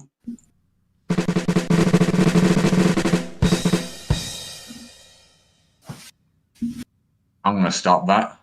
Hanbin, Someone, Fearless, and Mag. Mag? Yeah, Mag. Not No. Smurf. A good on Mag, who made it onto the list. I mean, Yeah. Wait. sure. Tell me, who was He underneath did- Mag? Who was underneath Mag? Yeah, By right one under. point. All right. But by 1 point is Smurf, and by I think it's 2 points is Donghack. My brother Oh. who nominated Mag. Bro, that's why I only want to know the one right below it, not two. Because that's embarrassing. No Donghack for the tank roll star. Listen, I'm just saying if That's Mag the was on the, stats. I'm just saying if Mag was on the Atlanta, there's no difference, like little to no difference in quality. Wow. If Bame that's 1 it. was on the Atlanta Reign, there's no difference in quality. So Screw it, put Magic M8 Ball on the list. I'm sure he would have made it. Did he make it? Good point. He's not even. No, I don't think Mate Ball played. No, he just played in the pro-am, but he still technically counts as a role and on a tank. he does not. Okay, let's Sadly, move on to that was- support before we kill ourselves mentally. I'm actually That's- boomed out now. That's a Makes good sense. idea. Okay, so for support, thank goodness it's the objectively correct list. Give me the drum roll. I'm going to use a different sound effect. Oh, fuck, that's Close not enough. One moment. Oh, it's Sans Nam, the classic. And now, here to present the support roll stars of 2023, Sans Nat. Not quite. What an honor. Not what we would anticipate here on this podcast, but we know Although she would be that a legendary would guest. be very awesome. That would be very awesome. Yes, she's more than welcome to when she wants that Okay. chance. Incredibly rare Sans. All right. Enough suspension. Let me just. We all know who it's going to be. Fielder, Chio, and Skewed. Are you missing one more? There's Oh, 3 or 4? no, it's- No, It's Fielder, four. Shewed, Chio, and Skewed. And Oh, he's and missing yes. Violet, and Skewed should not be on there. Skewed is a fraud. I heard Skewed Shoot. is not Shoot a. should definitely be there. Skewed has been generational on the flex. If for Skewed this is year. generational, his generation lasted like 3 days. I'm gonna be honest. No, he has consistently been the best almost every game. Okay. Like there is no reason why he should not cement himself into this into the role star. If there was like a better player, like say for example if Alarm was still playing, or maybe if Twilight was not an trick, then maybe yeah. Or even if Chor got more votes, but sadly, the server's filled with main support haters. So Yeah, I'm just looking at all the main supports out there that could have gotten this award, but there's no award for it's that really kind just of ability really it's and just support. really it's just Chio and Chor that And would Violet. be And Violet. no. I had him on there. Surely Fixer made it on the list somewhere, right? Out of the list, sorry. I'm just Sadly, saying. no. Did not make it. That would be awesome. Sadly, not. I mean, Sans would just be happy to see, the tier 1 version of himself on there. I can tell you some I mean, let me. Violet did skimp it by 2 votes. I will admit, for some godforsaken reason. I would like to bring to attention that Vince went out of his way to vote for RuPaul and Lengsa instead of Fielder and Chio. Oh. Hey, look, I think he had something cooking. Lengsa from Hangzhou. I think he was burning down the kitchen with that one. I mean, No I gave him a Fielder, little no time Chio. to change his mind, so if that's what he went with, I could say go for it. Wait, no, Violet was 1 vote away. 1 vote, not 2. Yeah. All right. Yeah, Do we so want the to gap was save big. MVP? Yeah, it was 2. My bad, I forgot about Nari's. Are we saving MVP section. for last? Is there a reason to do MVP last? We can just do it now. No, I was going to do MVP right now because it's pretty predictable. So Yeah, let's do it. the top 3 votes came to Fielder, Lip, and Shu, and the winner is going to guess this. Wait, no, top 4 votes: Fielder, Lip, someone, and Shu. And it's Lip. We all knew it was going to be Lip. Always gonna be Lip, huh? Yeah, I was going Give to it to Atlanta. If it's not Stalker, but it's a Lip. Of course. If it can't be Dong Hack because he's a tank, and tanks are getting less and less Because representation. he's S. Yeah. Donghawk is S. No, I And he heard plays S an as an asshole. S tier. I agree. No, he's not S tier. Magazine, Magnificent, Magnum. It clears Don Hack. I have a humble, honest opinion. Anyway, If you put let's expected on Atlanta, they win more games. move on to a slightly less predictable award, The much Which more we've- varied, very diverse selection of which awards. we've got with the Rookie of the Year award, the Alarm Rookie of the Year award. The nominees are Donghack, Heesung, and Sugar Free. And in a landslide vote, just as much as Lip, Sugar Free. Sugar Rookie of the free! Lenny time, Lenny season. Lenny Ago. season die. wasn't just a meme, he actually pulled it off. He did. You know it. Yeah, Rookie of the Year. It was He fabled. It was destined, and destiny did not falter for a success. Even as a rookie on the Ecopoint podcast. And carrying on the legacy of previous rookies such as Alarm, rest in peace. Great guy. Exactly. Yeah. Exactly. All better in the to name continue my of hobby? Kyung Bo Kim. Honestly, Yeah. great award for him to have received. And look, who knows if that might even be a thing. If we're going to go by any of the information that we're submitting, I would definitely still endorse Sugar Free against whatever Overwatch League actually ends up voting for or submitting as their official winner. I'm proud of that, guys.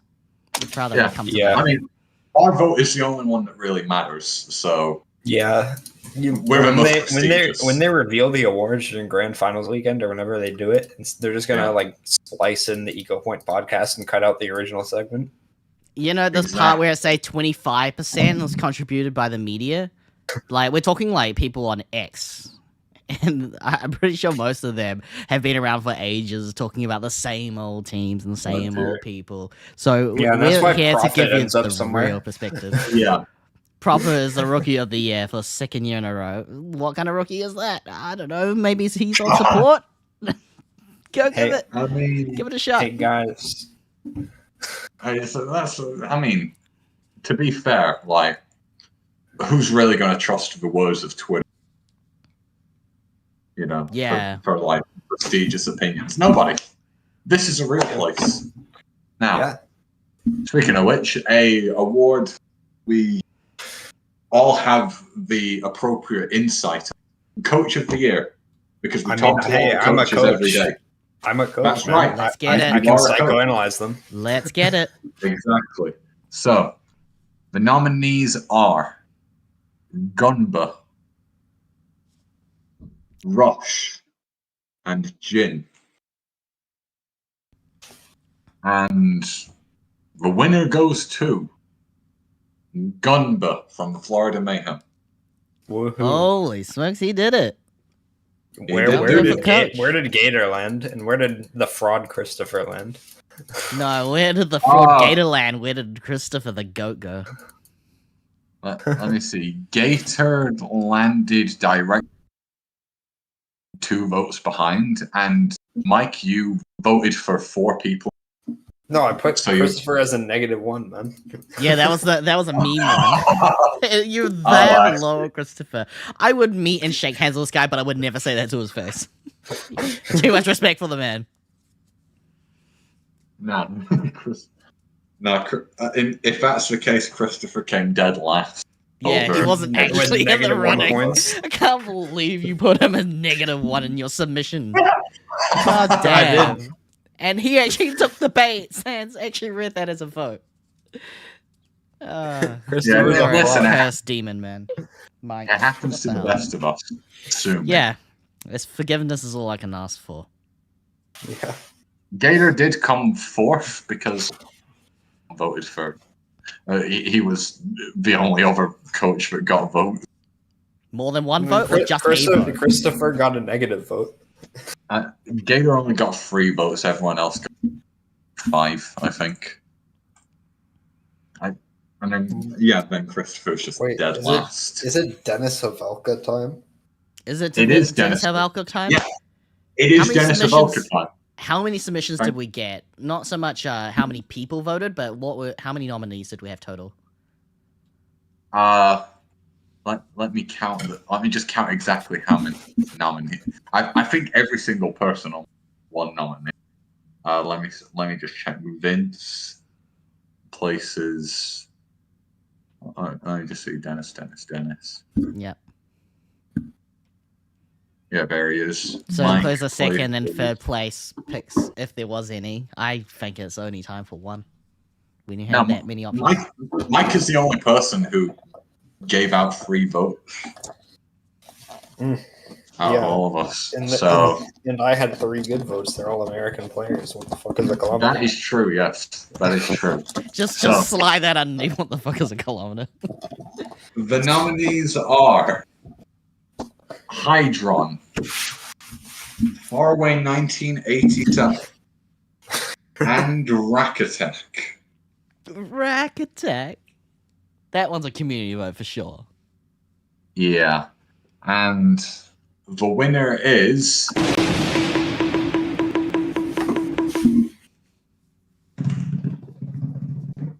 There we go. MCD. The Dallas Fuel. What? I'm sorry, what? Are we talking about the same award?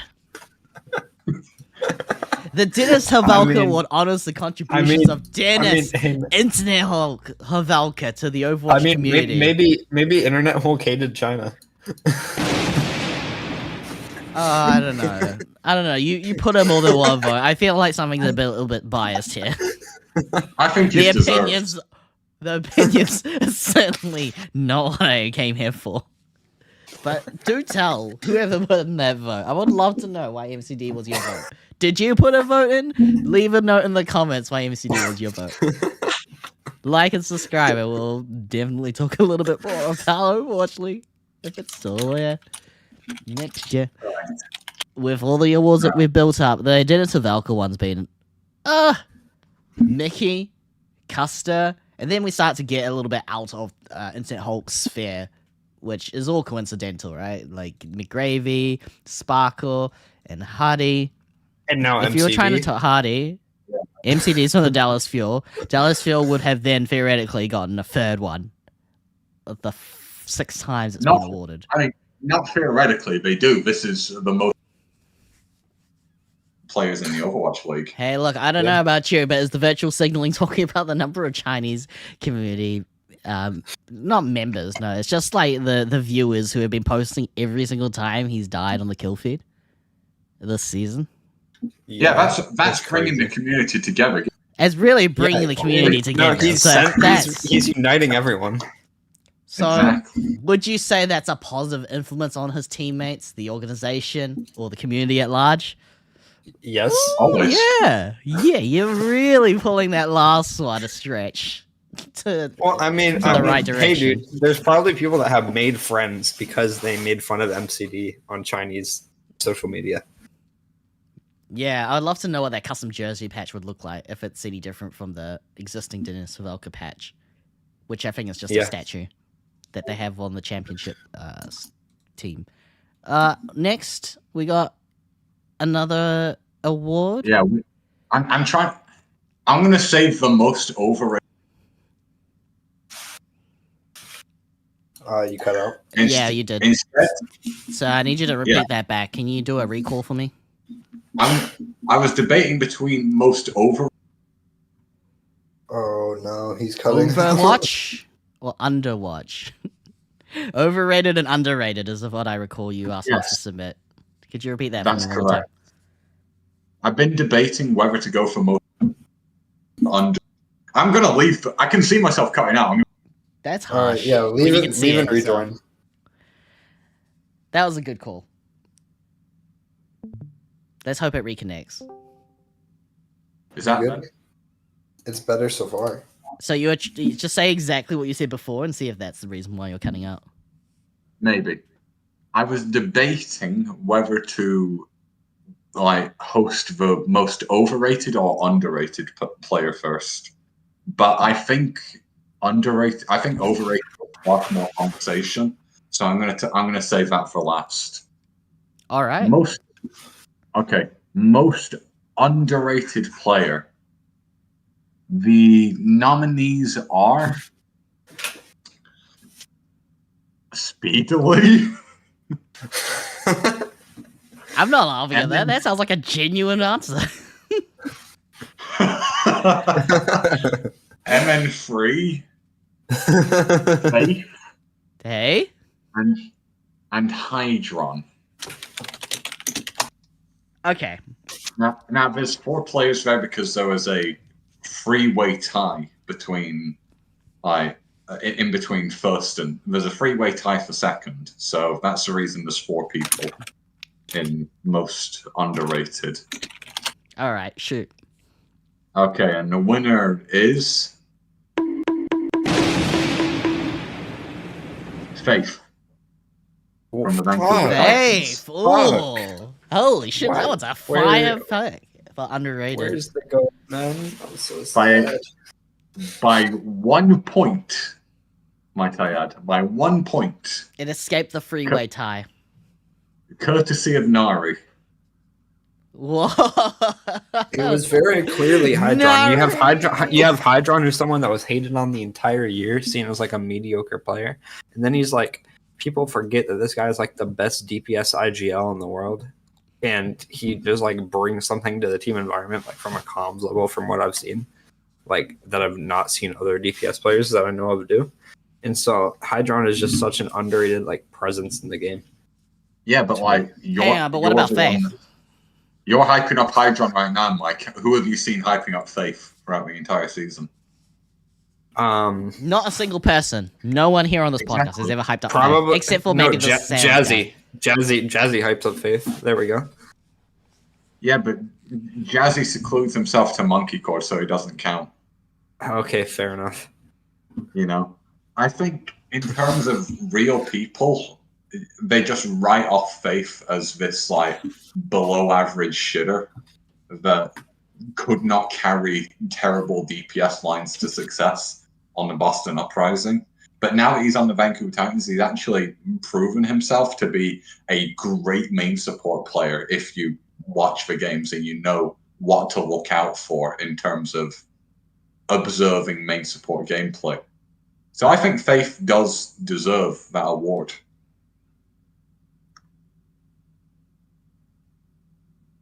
I'm not going to act like I didn't vote for him. That's all. I just didn't get a chance to vote for who I genuinely was underrated this whole time, all season. But look, let's put that beside us. A freeway tie is a freeway tie. It's not first. That's fine. Yeah, that's fine. You know, your underrated vote of Hyunjae would have made it if it wasn't for, you know. Let me explain. On a technicality, he's not eligible. Yeah. He's not on an Overwatch League team. But he is now.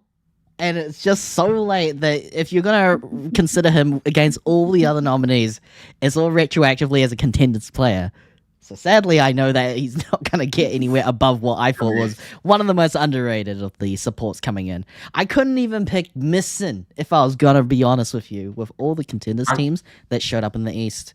Dreamers Missin was all right. I think a player that has played like less than 10 maps should not be eligible for the award. Unfortunately, I think they played 10 maps. They did not. They not? In the Overwatch League, no. I'm pretty sure that he only played 5 versus the Seoul Dynasty. All right, guys. No, overrated player. Now, regular season. Here's the one that's going to get the comment section stirred up, which I am so looking forward to. Again, a freeway tie for second. So there is 4 nominees for the most overrated player award. The nominees are Merit, Profit, Happy, and Decay.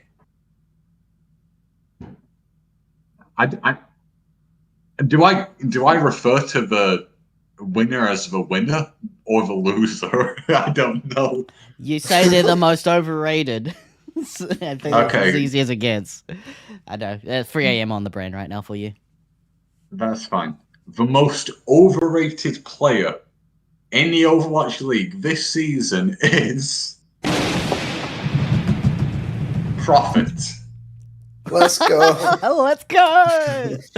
Prophet no longer MVP material. He is OR material. Overrated. Let's go. Nothing like a shining achievement for Seoul Dynasty this season. Man, this just happier. This makes me more happy than when they shot Bin Laden. Oh no. You know that's very. I'm censoring that one out, dude. You know I can't do that. I can't have that on my version. This is why the live version still stands. This is why we got all of these previous episodes unedited. You can go watch them. Come on, Overwatch on YouTube. That's very unpatriotic of you, Kenobi. I'm not enthusiastic of revealing that I am actually from America with a New Zealand accent, and I'm not patriotic enough to support that. Kenobi. Do you really support the Taliban and do you really support Al Qaeda? Is that what you're telling me, man? Come on. Nah, bro. Nah, do we need to invade your compound? Do we need to invade your compound too? Does SEAL Team 6 need to come down there? I mean, SEAL Team 6, please. I need some more people to join my club. My condo. Or once I get gangbanged by the Navy. Yeah. Yeah, that's not going to be happening, bro. If I may stir up some more drama, you know, because that's what I love to do. Other nominees for most overrated player have gone to Stalker, Violet, Junbin. Okay. All together, collectively, why? Dove. Dove is overrated. Where was Dove this season? I haven't seen him in so long. Dude, he's been on the 0-16 Vegas Eternal. I don't think anyone was rating him above bottom 5. Oh man, but at least they got a map. Why did I not put Knife on my MVP #1 for real? Actually, 2U was overrated. We chose the Barrier Vegas Eternal. God. I'm sorry, but we can't keep dogging this team anymore. At least we can give them one highlight to their season, a success story, if you will. A, it's a map win, and 2, it happened to be one of the first female players of the season to play. I thought you were going to talk about the W being Mouthful starting a Hustlers Academy after leaving. No, I wasn't going to get to that, but you've put it out there now, so it Are you saying that? The other W could be Avala creating a toxic environment and being a bad manager. Exactly. Well, yeah, just Avala before that, the toxic Avala stuff hates started women. happening after. Confirmed. No, hold on. If I may, can we remind everyone that a general manager had to fill in because they didn't have a spare 6th player to meet the minimum requirement? I mean, hey man, that's a skill issue. I could have filled in. That's true. I could have filled in too. Who would have filled in for every other 5-man team in the roster, in the league? Me. No, but of their existing staff, because they wouldn't be able to call I would get signed on. I would get signed on 1-day contracts for like fucking $100. Sans, you threw tier 3. Pipe down, buddy. Come on, you could do it on a 30-day contract if you were good enough. On the standard 30-day contract, you wouldn't be desperate for a 1-day. You would be a 1-day presence on the stage, maybe even for one map if you're lucky. I mean, 30-day contracts are too expensive, and they would be able to hire better players than me for 30-day contracts. Whereas 1-day contracts, that's like 29 times cheaper. That's the LA Gladiators sideshow contract. We are not officially a player, but you are definitely signed to the team. Yeah. An intern. All right. Exactly. What's next? The bracket? That's the idea. Yeah. I got all the awards out of the way.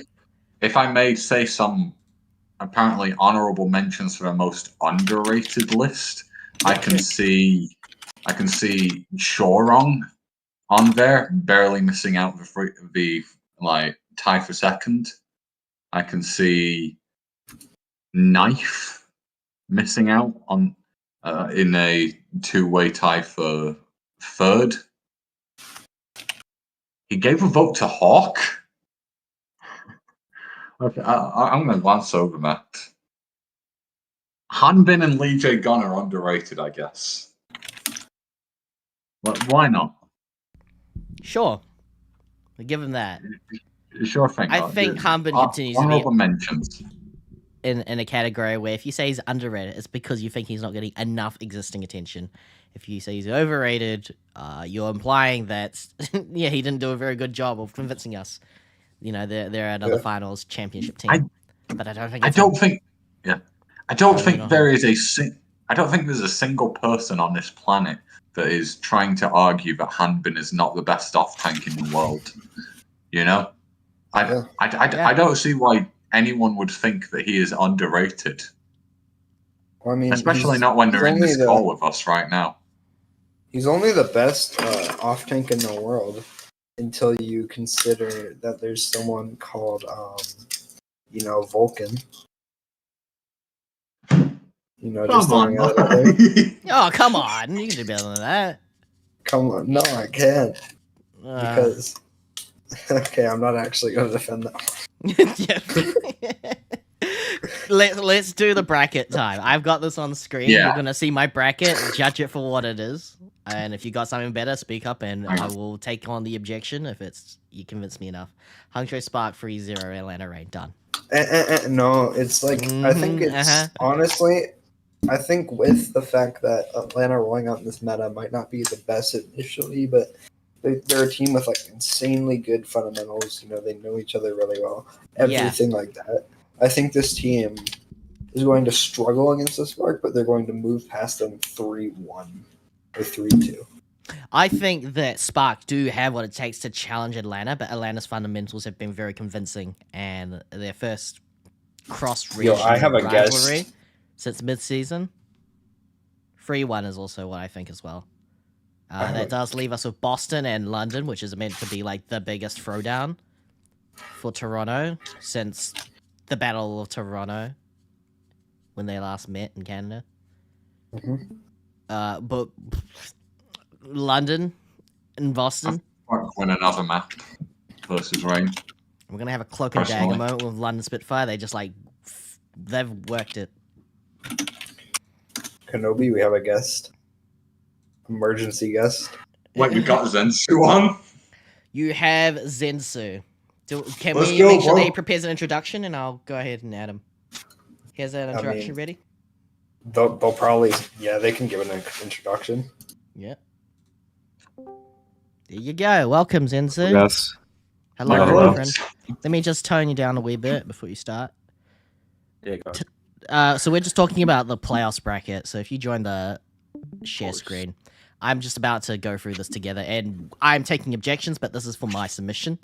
So Yeah. I might not even give a care if you've got legitimate reasons, but I've already been swayed now, so there's no turning back. Are we looking at Spark versus Rain? Just looked at it. Atlanta's fundamentals are too I agree good with that. to beat Hangzhou. Tell us a bit more about yourself, my friend.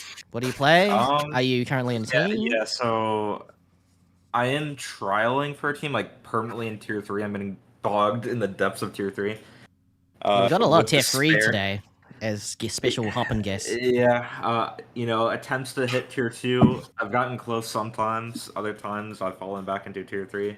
The game has gotten worse. But I have a lot of experience with the game. I've scrimmed in 4-5 top OD for a while. Probably about 6 months, I think, total time. But- Okay.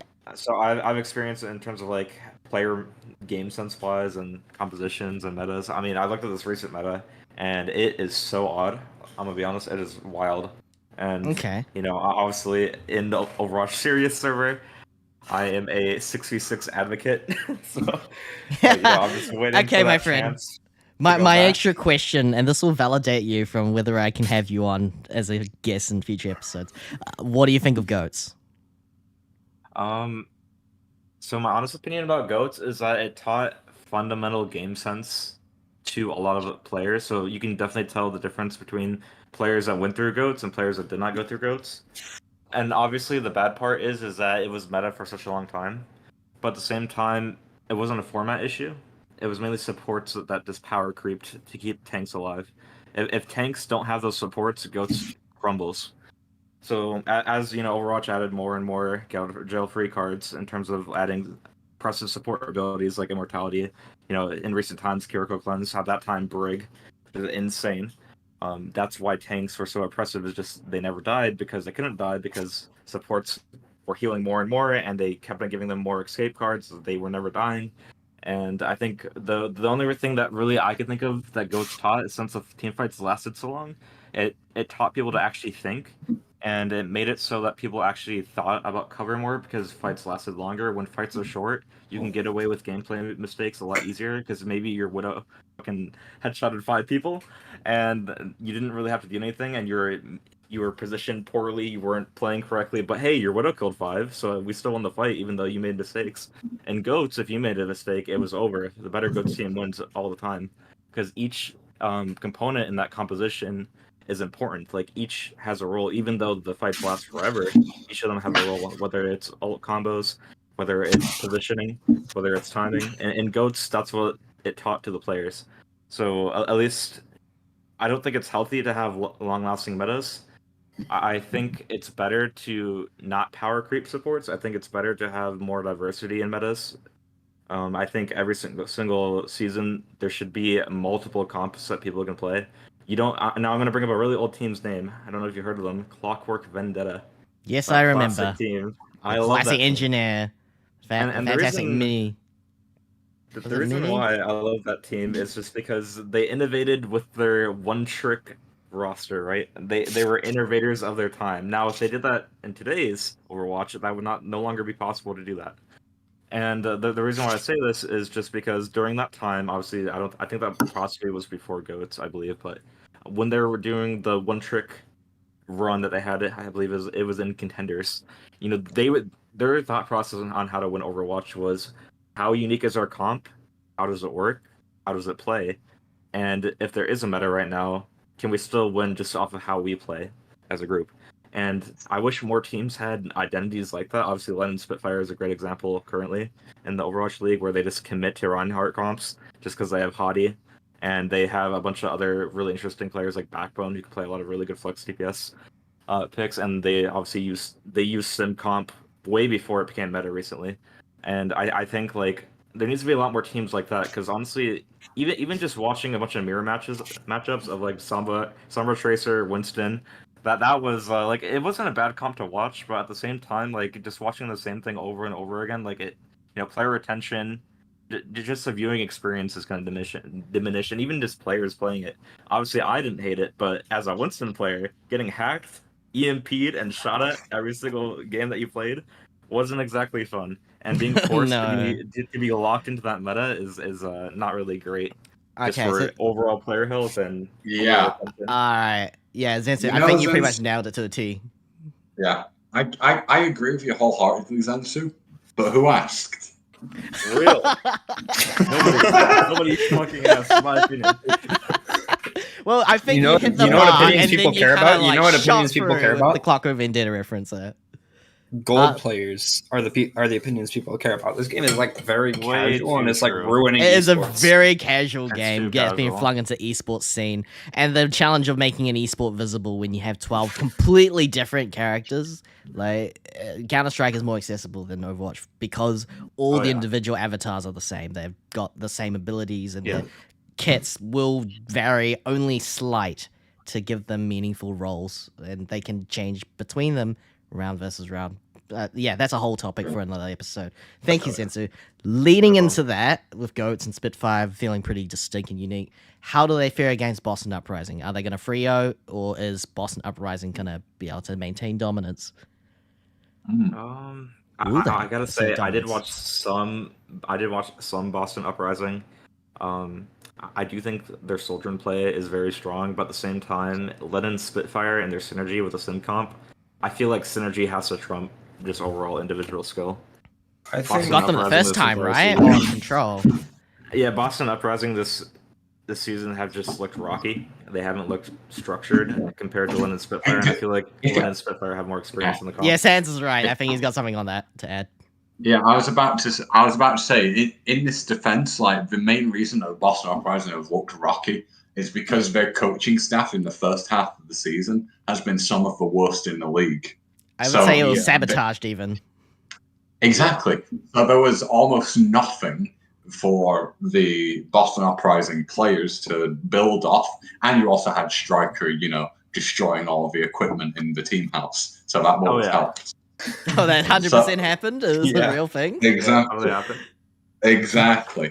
So they got rid of Striker. They got rid of Dongsu, I think his name is, and they got rid of Jizet the Criminal. And they managed to get Moby Dick and Kariv as coaching replacements who have Kariv, a good player. Yeah. Kariv, the good fake Saudi Arabian man. Come on. He's not fake, he's an honored. What is it, like in spirit? They flew him out to Saudi Arabia. They were like, yo, do you happen to be homophobic and a coach? That's probably what they asked him or something. Dude. Surely. Hashtag real. I doubt that. No. I mean, you were clear on just being interested in flying to Saudi Arabia on Saudi Arabians' money. That is good enough for me. Yeah, that's fair. Right? That's fair enough. That's a win, yeah. If your esports lets you travel and that travel happens to be somewhere you would never consider going to, but they got esports. Sign up, baby. Yeah, if the Saudi Arabian prince is offering you like a few lines of cocaine and a plane ticket, like, I'll go. Now, that's comparing it to, do they have an assistant coach, or is it just Christopher for London Spitfire, their coaching staff? I think they've got Commander X as well. They still got Commander X, okay, from past seasons. And I would say that they've honestly shined a lot better this year than they did last, but this isn't about seeking improvement anymore. Yeah. I mean, they kind of fell off in the first half, but that wasn't through any coaching mistakes that I'm aware of. Yeah, London's been sort of for the second half of the year. I think they've performed to expectations. appropriately. First half, I think they performed below expectations. There's been some This half, I think fundamental they've done- errors, and I think it could be integration or just Yeah, post-season they've done- warm-ups. I think it's Not going. it's trying too hard to integrate Lethal and Sky Ripper into that London Spitfire hive mind that the starting five had sort of built up. Yeah, that guy. that was a little bit of that was a questionable at best signing. I thought he was just going to be a backup. I didn't know that they were going to be putting him in full time as Ana and forcing Landon on break. Yeah, but Yeah. that one of the decisions of all time. But now that they've sort of ditched those schmucks for Sauna and actually made Sauna more of a backup piece while letting the starting five do what they're known for doing, cheesing and hive minding, it's really good. Regardless, I don't know if it's enough to beat the Boston Uprising in the Boston Uprising's current state. I think Birdring, like, he's always going to be a threat in that matchup, like, Of course. position. So if London take too long, especially against Soldier, and like I'm already kind of guessing the comps. Like they're probably gonna Boston is definitely probably gonna run Soldier and Genji, Arisa, Batlucio, and they're gonna play for those quick bursts with possibly window and possibly just play for rail overclock even, and just playing for that just because of how much kill potential it has. I think London Spitfires like they're gonna struggle unless they can get good TPs off, unless they can get on top of the characters that they need to get on top of. London Spitfires it's gonna be a hard matchup for them. Honestly, they do have synergy, and I think that will be the difference maker against Boston. But at the same time, Boston has Birdring, so forget about Birdring. I think the DPS and tank stories are pretty common, especially between Boston and London. But can we talk about the support lines between these two? Hivemind of Landon and Admiral versus Ligeron. Oh, one thing I will say. And Twilight? Like, on this note, Admiral has been a very big weakness because, like, when you're playing like the line comp, a lot of what you rely on for like your tempo of Ulticon is your beats and like your timing with like that ultimate. And when I'm watching London, it looks like a lot of the time, I don't know if they're just not calling it correctly or not fight planning it correctly, whatever. But a lot of the time, it's either late from Admiral or like he Ajaxes, or it goes like off too early and it doesn't do anything because they just kite.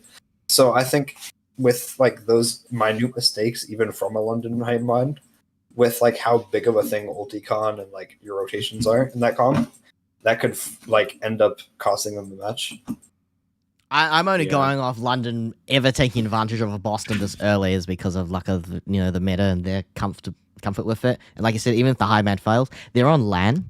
So that could be meaningful as well. That they're on stage and their presence of their energy in the crowd can give them that extra buff. Birdring is famous for thriving in LAN. Yeah, no, I'm not forgetting that. I'm just saying that the hive mind can also take a benefit from that collectively. And it does leave me saying that, of course, London going over Boston is unlikely, but we've seen a lot of upsets in this past regular season that should not be happening. And if it was to happen early, now's the time that it happens, and then the better team runs it from the lower bracket from here.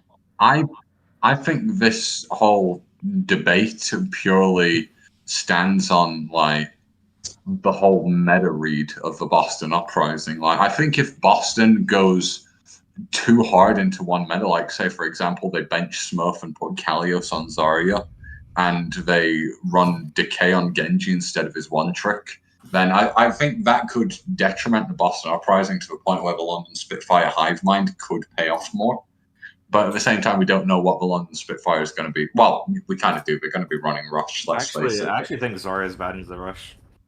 I don't think that's a good choice. I don't think you pick Kalios in at all. I think you just stay with Smurf. Honestly, they could because they've had so long to prep for this. They could run out of like the monkey or something. Yeah. Good play, Kalios on the monkey. Yeah. Instead of Smurf. I'm just saying. Or the wrecking ball. Yeah, the wrecking ball. Ball is gonna be ass. Honestly. Hardy wrecking ball would probably be under a lot of pressure, whereas you have the two tanks that can the spring constant around. Threat is just going to be the threat of the TP at every single fight. So if they're able to kite out the TP and they're able to kite out amp speed, then honestly, yeah, if you run untouchables into London, you just win. I think. Yeah, there's a or you golden do that. opportunity that London needs to work out how to bait the teleporter, and because they've now seen it being deployed, can they fake it out? As we've seen Atlanta do it in season 4, they can do fake outs with certain moves, and it actually works in their favor against the higher seeded team. It's a possibility, not something that's guaranteed. I think But they know that TP is going to happen. I think Boston just needs to stick to an identity in that match and stick with it. Like if they start changing what they're doing or playing, they're not going to play well against London. Yeah, they're too playing into them. decisive, It's going to be really bad for Boston. too synergized. If you are confused about what you should be doing, London will just walk all over you. So Boston needs to come into that matchup with a clear identity, whether they're running untouchables, whether they're planning to cut out every single sim TP, and playing for some type of advantage, like either just playing to build rail off of Hottie Shield and then going off of that, depending on what they plan to do or what comp they run. They just need to have an identity, and they need to stick with it for the entire matchup.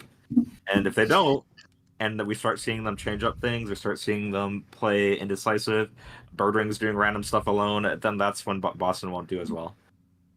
Yeah, but I still think that, like, with Boston's new coaching staff, I am leaning more towards Boston because, like, meta-wise, there has to be more of it goes. There has to be more, like, different set conditions for London to win this matchup than for Boston. You know, and Boston has proven to cheese out and to, like, survive London's cheese before in the past, like in multiple different matchups, including when they still had their sabotaging coaching staff, you know, trying to steal their wages. So I think Boston wins it personally. This is what I think. I think when you're a team like London Spitfire and you rely on a certain meta to carry you through all your games, you lack skill on all other important heroes, obviously. And I feel like strong players like Birdring and even Smurf, Lee Jae-gong, Twilight, question mark. I think when you have players like that, just having strong players on a roster going against London will always struggle. When London goes against mid-tier teams that don't really have any outstanding big players that will actually absolutely deadlift, London will obviously run all over them. And I think did London go against Toronto recently? They did, yeah. Yes, play-ins. And now I'm not shitting on Hydron or anything, but I'm just saying, like, that team in general is just like, they're not bad, but they're not like top tier where they're going to be deadlifting every single game because of the character that they play or the composition that they play. And I feel like Boston has the capability to deadlift, and that's why I feel like they're going to be very strong against London. So maybe we go like 3-2 Boston. I would agree. That's what I'm thinking. Yeah. I think you guys are pretty good on that, but I am on the side of London Spitfire clinching this out at the worst possible moment. At the worst possible moment. You know why? I'm just looking at the standings. Yes, I think statistically this isn't possible. And I'm looking at this. How have they only played against each other at the beginning of the season and not had a rematch since then? I would blame the second half. No, they did in play-ins. They did in play-ins, I believe. Oh yeah, Boston barely escaped with a Math 5, but they also didn't have any prep time. I'm also gonna believe that. Yeah, I think your answers are solid. That's more leans towards, I think, the likelihood of just pure stats that we don't have a Spitfire coming out. They just won't. Democracy, come up. Democracy, man. No, man, I'm here for the anarchy. Just know that this is already fumbled. If we're looking at the most predictable grand finals ever, I don't think that happens. Also, by the way, it's been confirmed that teams have been reaching out to other Rhine One Trick teams in Tier 2 and even high Tier 3 and asking them to scrim. So I think teams are preparing a lot more for London than they were in play-ins. So I think it's unrealistic for London to go very far. No, I don't think they will go very far. But they're just the links that they will go to make sure that they don't get eliminated first over Hangzhou.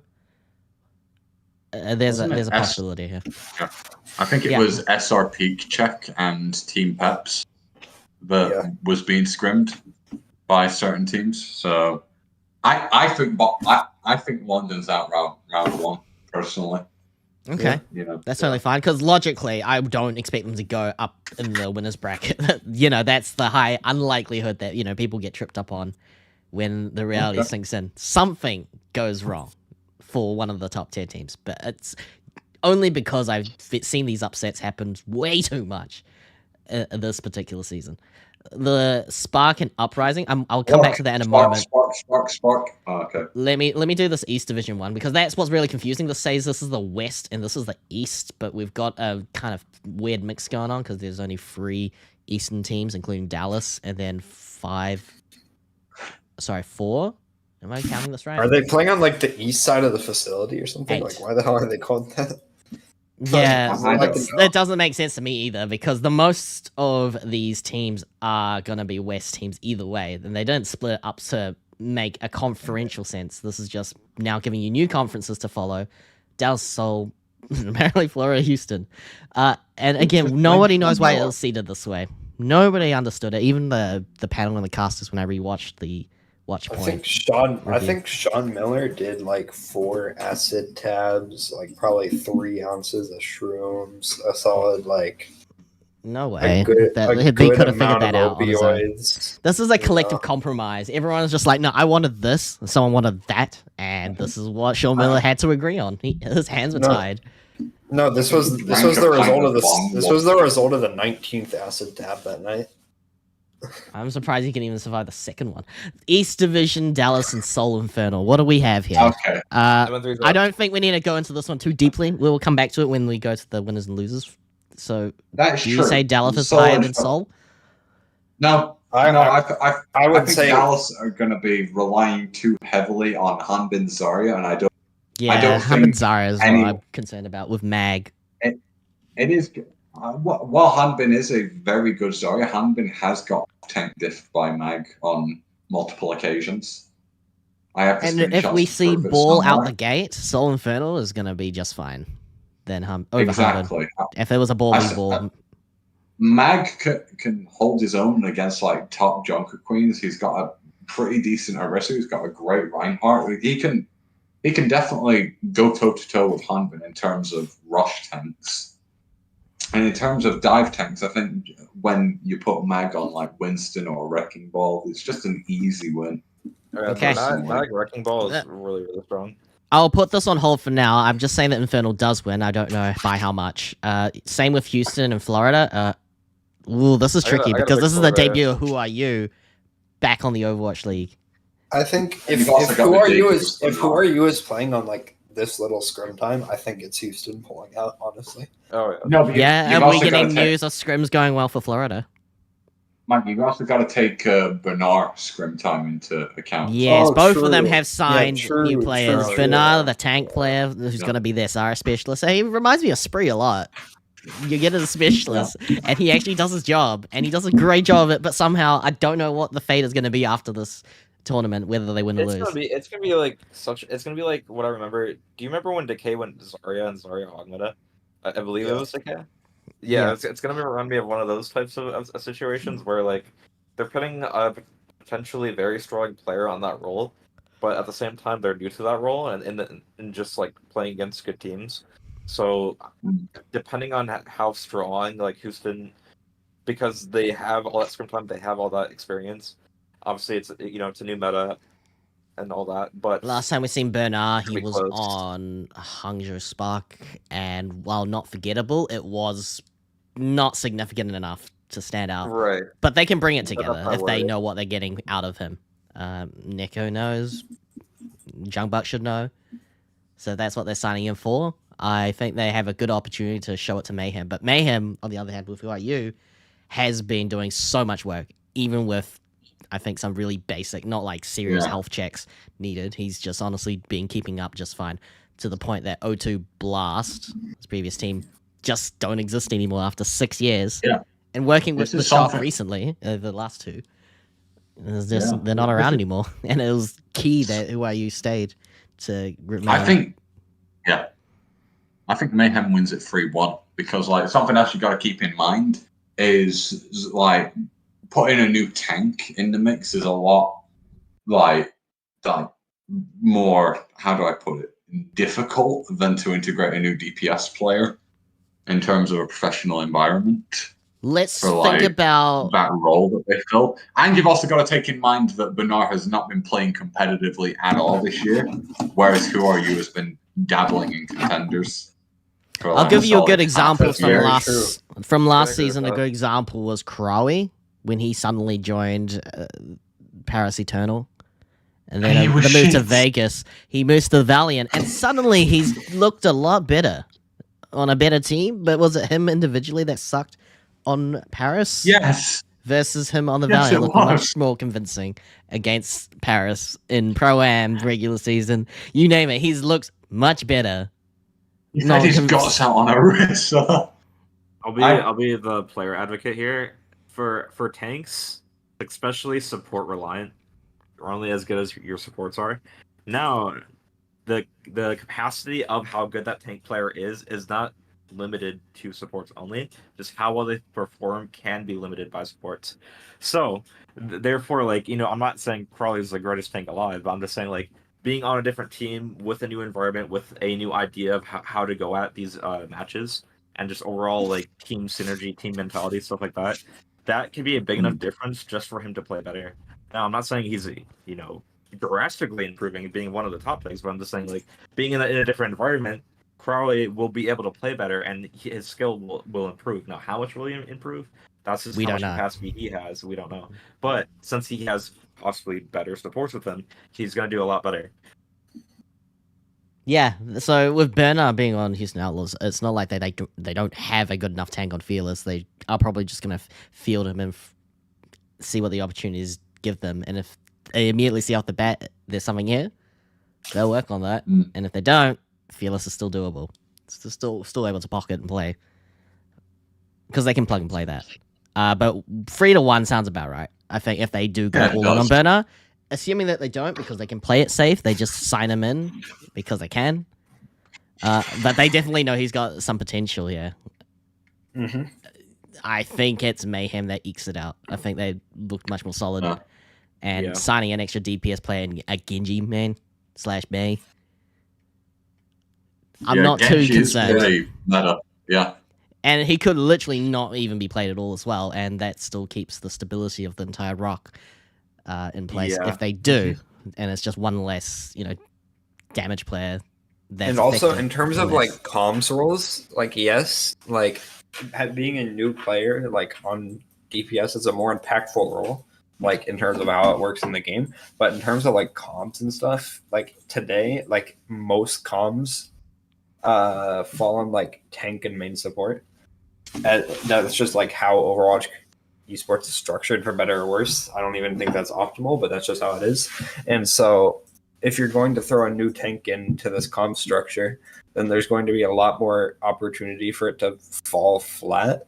So I think Mayhem should be favored here if Bernard is playing. Yeah. Cool. So then, in following that, East winners round 2, Seoul Vernal versus Florida Mayhem.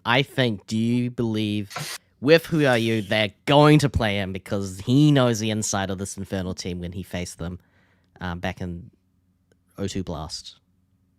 Can they eke it out again? One thing I will like to mention with the Genji role in this composition, it seems like Genji is mainly just there as like a cleanup tool for the rest of his team. And just having that, like, I feel like it's going to be a matter of the difference between the Genjis on some of these teams. Depending on how close the fights become and how long the fights take, the Genjis are there to clean up and get that one-shot combo off. So depending on if Who Are You is better than, I don't know who would be playing Genji on Soul and Total. So depending on how quickly they can clean up those fights, how quickly they can get blades off, if they can get value with that or not, will be the difference maker, and how decisive they are. And I feel like whoever is more comfortable on that hero will do better. Both of them are very comfortable, so it really just edges out who's got like the more infinite brain power to outplay the other Genji / the whole team that's going to be out for them, and vice versa. I would like to probably also make an argument for this and say like supports have a very big impact on this meta as well. Just considering how the meta operates, if you can, depending on what you play. And depending on if you're playing like a more Kiriko style composition or you're playing BAP, if you can just get windows off and get a pick with your window, that is a serious fight changer. It's been a while since I looked at these teams. I know their roster. Yeah, trust me. You need to look at it again to just second guess yourself now because Soul Infernal will have Hyunjae instead of Fixer, they do have who carried them throughout the season. And with Who Are You or Mayhem. You know, these are retooled rosters again, duking it out, and who's Yes, going to be the most RuPaul. impactful. I RuPaul will be actually solid. think I think it'll RuPaul be will be a great. difference maker. If RuPaul is on BAP and he's able to get windows off consistently, that will be a difference maker. Yeah, but is he nominated for MVP like Skewed? Fair enough. That's I a don't real know question. why. That's but- a possibility if that Yeah. waits on your, you know. All right, sorry, I had to How deafen for a Skewed is minute. to go? There you go. That's fine. I only need w- to go in like less than 10 minutes anyway, so we might want to speed this up. through these. Yeah, I think we I- don't need to talk I about Fuel feel- and Outlaws so much because, yeah, that That's one fine. can go on for eternity.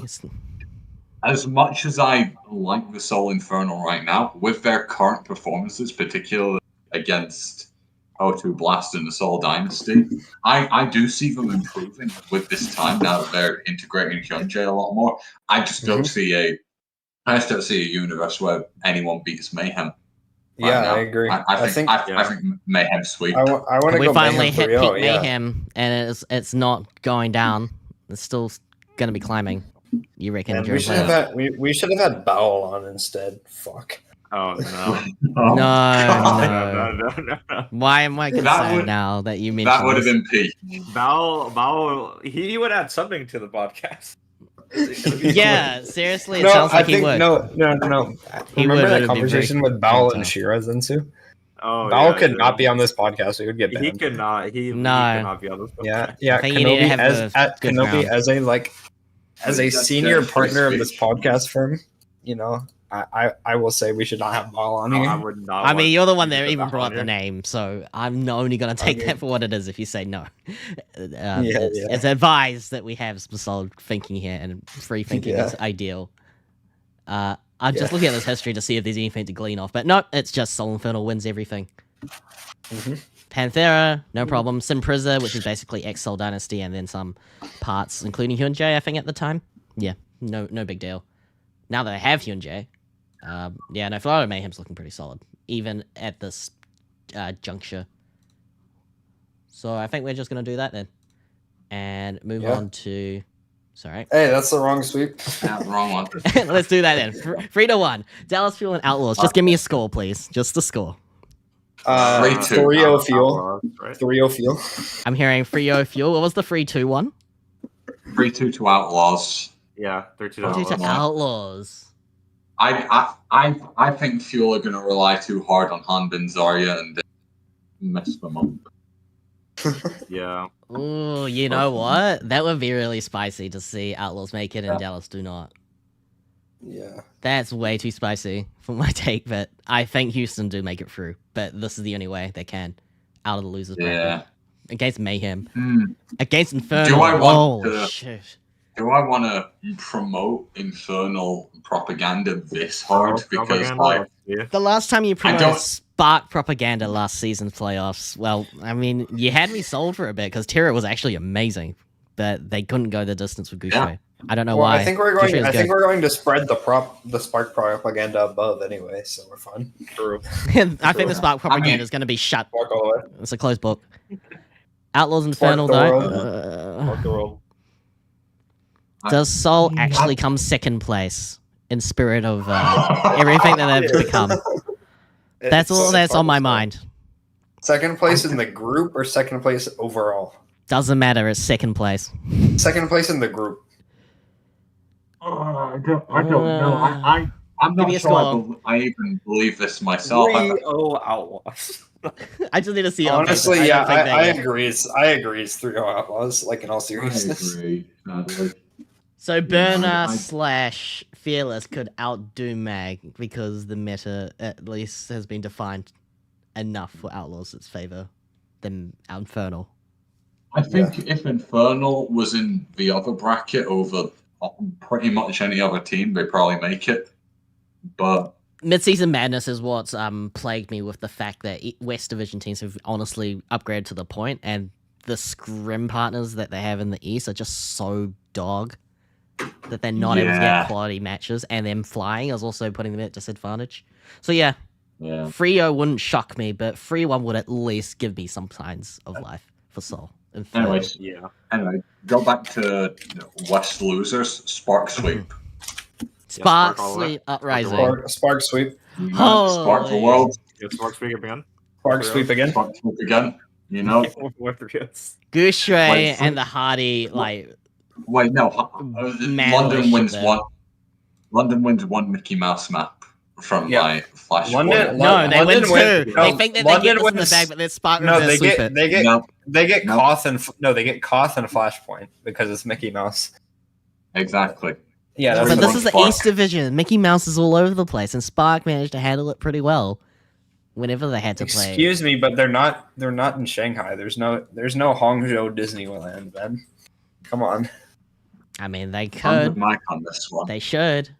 I'm just looking at these It's scores to just hard to remind myself world. how well they went. 3-1 Spark.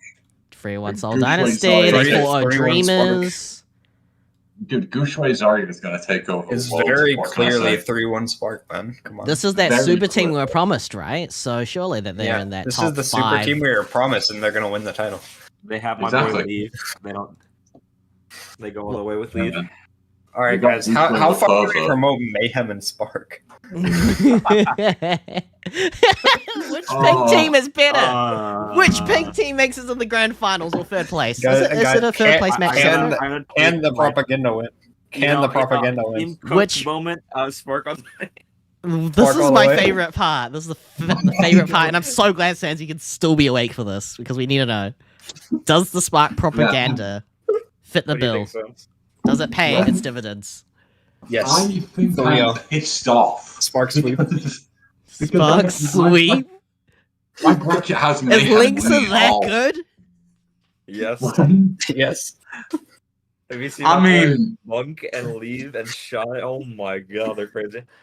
Yeah. I mean, yeah. listen. Spark sweep. listen, Vince did give fucking Lynx a role. I think And we there's need a that one. very, very good reason that Spark Leave and sweep. Shy weren't even in that conversation. They're good, but they don't need to be repeated over and over again to death like Yeah. Checkmate and someone. They don't need that kind of validation. They're just the good. Are Yeah, they that yeah. good though in this East versus West clash? Well, I mean, Everyone's when you good at just- consider, I'm- let me lay this out for you, okay? So Hangzhou is the only Chinese team left, right? So they've got the support of all of China, while Florida's got the support of If I want to like go to my room and 25 support million people in Guangzhou, I Peking. can't. I have to go to Hangzhou now. yeah. I have to Yeah, it's- relegate it's my three- support to the It's pink Spark team. sweep. It's Spark sweep. Ooh. I think it's a 3-2 either way, whichever way you go. 3-2 Spark. Yeah, no, that doesn't look No. right to me. Everyone's going Mayhem's gonna win it all, but like, who are you? No. Have no, they? but No, no, yeah, but- no, but no, it's all right. I'm Kenobi, still Kenobi. thinking it. I'm thinking it over. They never the played Ecopoint. against Who Are You? Yeah, Spark never played against O2 Blast. Strange. No, yeah, exactly. So therefore, they don't. Who Are You has no meta read on them, and they're going to roll the. Yeah, there you go. Yeah, 3-2 Spark. Yeah, I've still got this on hold, but maybe I might ice that and just keep it that way. Atlanta Rain and Outlaws? Outlaws. Free That's the one only rain. way. I think Yeah. it's 3-1 rain. I agree with No. Sans. 3-1, 3-2. I don't know. Like, this doesn't seem like the Atlanta Rain that I was promised at the start of the season, but maybe they might be worn out and the meta doesn't Well, they work have well Coach for of the them. Year Gator. Yeah, but is he playing the game? Is it enough? His coaching ability able to translate into the game itself that they're playing with the team? They I got think Rascal. it doesn't. No, Yeah, they but do then have you have to Rascal. consider that if the Outlaws are integrating Bernard, I think the Rain still win because As soon as you said You Rascals on the team, I could say 3-2. But Yeah, the I- other way I think around, it's- or 3-0, I, think don't it's- see a sweep. I think it's 3-2 Rain because of the effect of new players. The Outlaws beat Inferno, and now you're going too far with this. It is meant to take you so far off whatever you guys are comfortable with to show you what I'm feeling right now and how I'm going to reject all of the human responses here, saying that, no, I think these guys have got what it takes. Yeah, well, Okay, they've got fine. the fundamentals better. So Spark sweep the finals, GG. No, I'm going to lock this one in without any kind of opinion here. It's going to go 4-3, No. 4-2. 4-2 No, is my no, favorite no. number in finals. No, Listen, Where else? Kenobi, Yes! listen to I that. have achieved what I Listen wanted. Happy gets a Kenobi, championship listen. title on the Houston Outlaws. No, Kenobi, listen to me very, very, very carefully. I refuse to believe that the final ever match of the Overwatch League is going to result in a Violet Championship. 4-2 to Spark.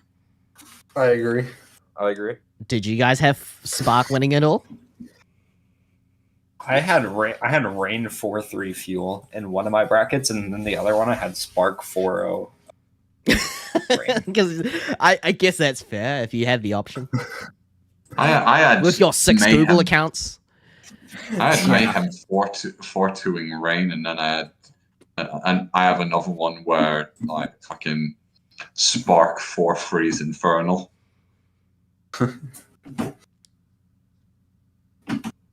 My eyes are trying not to water at the fact that Hangzhou might get the championship before Guangzhou ever could in its career. And this is the peak of Hangzhou. It's 4-2 Spark. It's 4-2 Spark. Come on, man. I've looked at this long enough to know I'm not going to change it because it would be a betrayal to something that I hold dear. Without this Spark of the world. You've allowed your dictatorship to we are take going over to ante up.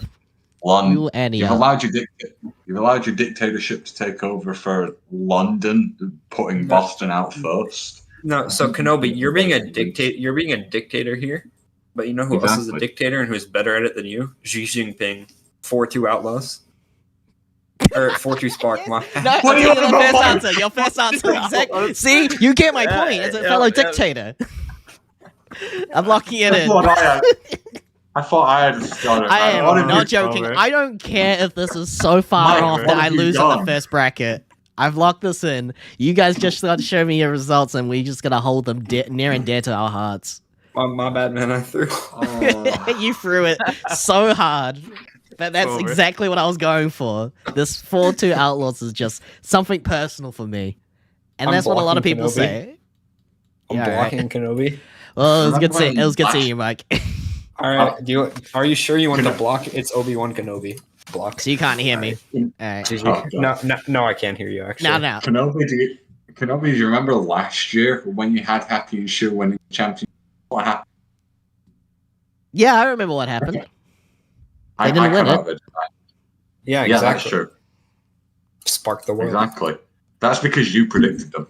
This time, they have all the marbles. They have the reputation now. The last championship, if that was the title that it went under, if that was the banner of whatever announcements that they do make over the weekend, that's got to be one that they're going to be hyped up to actually deliver.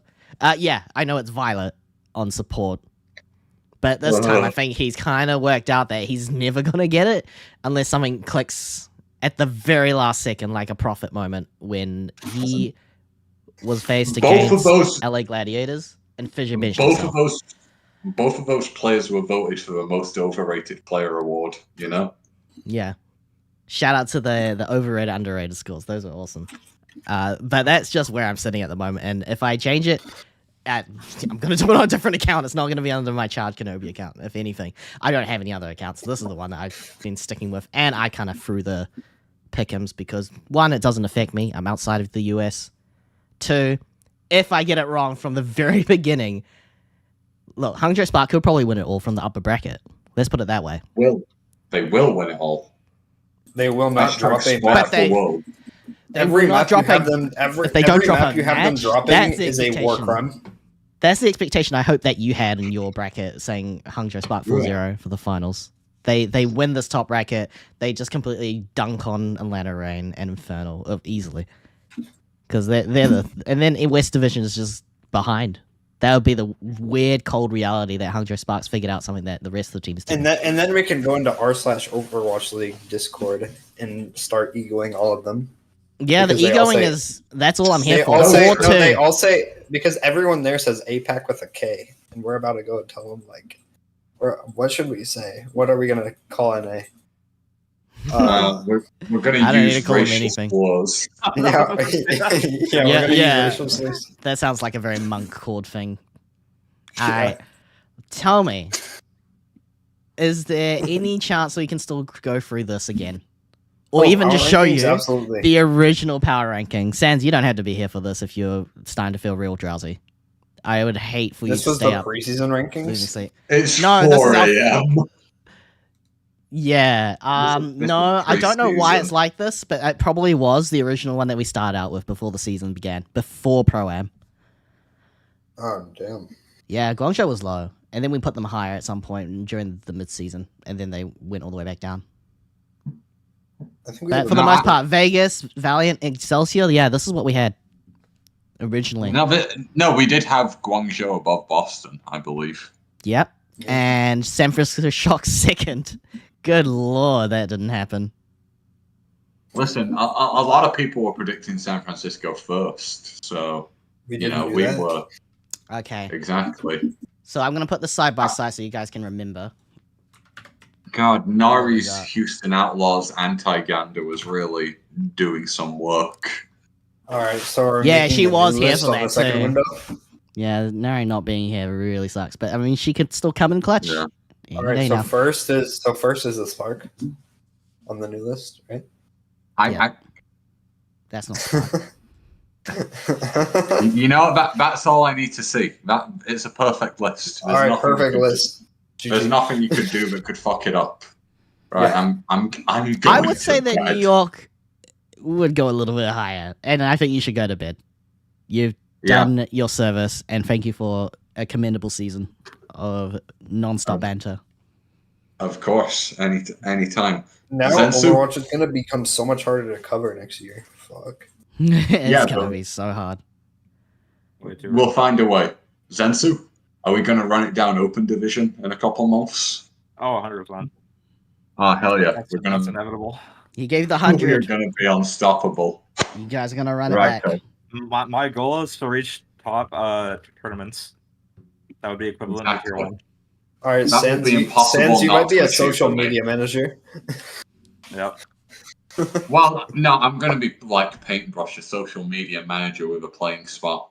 You know, No. You're gonna be like Fixa. You're gonna like break your arm or something, and then you're gonna become like only a coach, and you're just gonna like mental coach everyone. You're gonna be like, guys, it's okay because Me my- and I have discussed this many times with the perfect team, and honestly, it's not even the players. Like obviously, getting good players is important.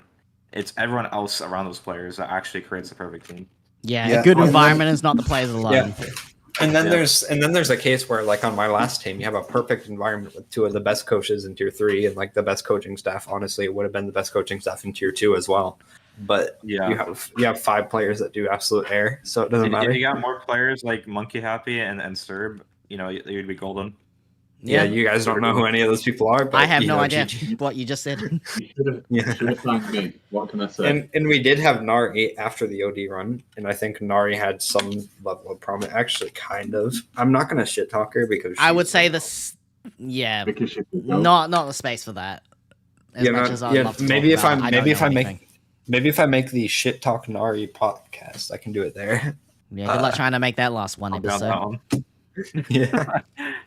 Listen, I think that'll run longer than Joe Rogan. You know. Yeah. Actually, negativity goes farther than positivity. Sadly, often Yeah, negativity. Yeah, we're Oh, gonna shit. hop on the mic and we're just gonna say everything negative we can about tier 3 players, and we're gonna get like all the views. We're gonna get so many views. Exactly. We're gonna Yeah. like We're gonna gonna have, get like- into TikToks like 15 seconds at least. And Yeah. then have a bunch of portions. no, we're gonna like show a clip of Lip dying, and then we're gonna be like, "This is why you should quit Overwatch. He's bad." Exactly. Okay, so- I am gonna just suggest though, end of season rankings, we could literally go by the current season standings Fine. and then just try to wedge Don't do the this, East I'm off. teams. You do that. I'm off to bed. See ya. Perfect. Take care, mate. Yeah.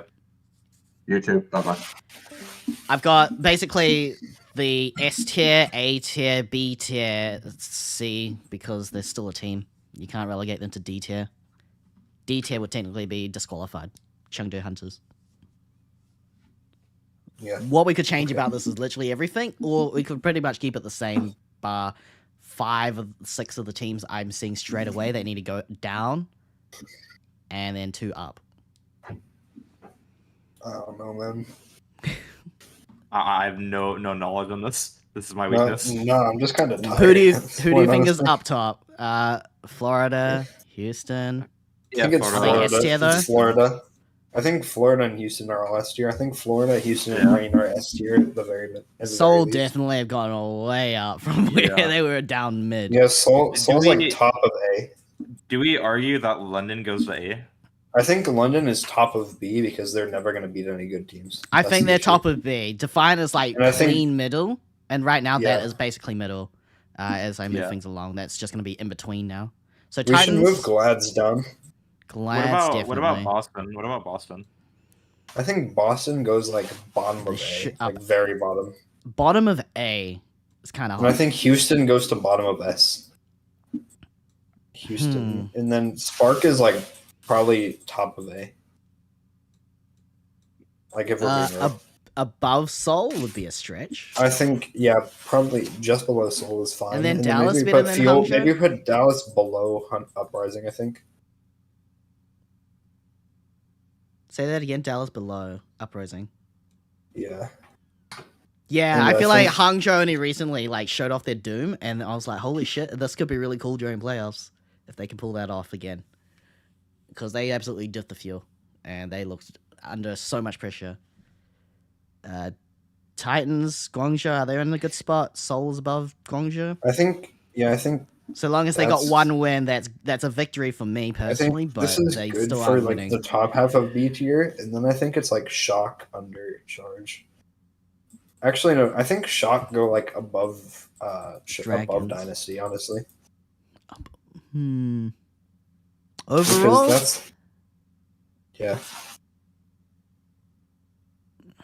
yeah. No. The reason I'm having a hard time trying to judge this is because who are the two tanks in Soul and Shock that they use the most? John Ben Max, right? And then Belisarius Void. Yeah, Belisarius and Void.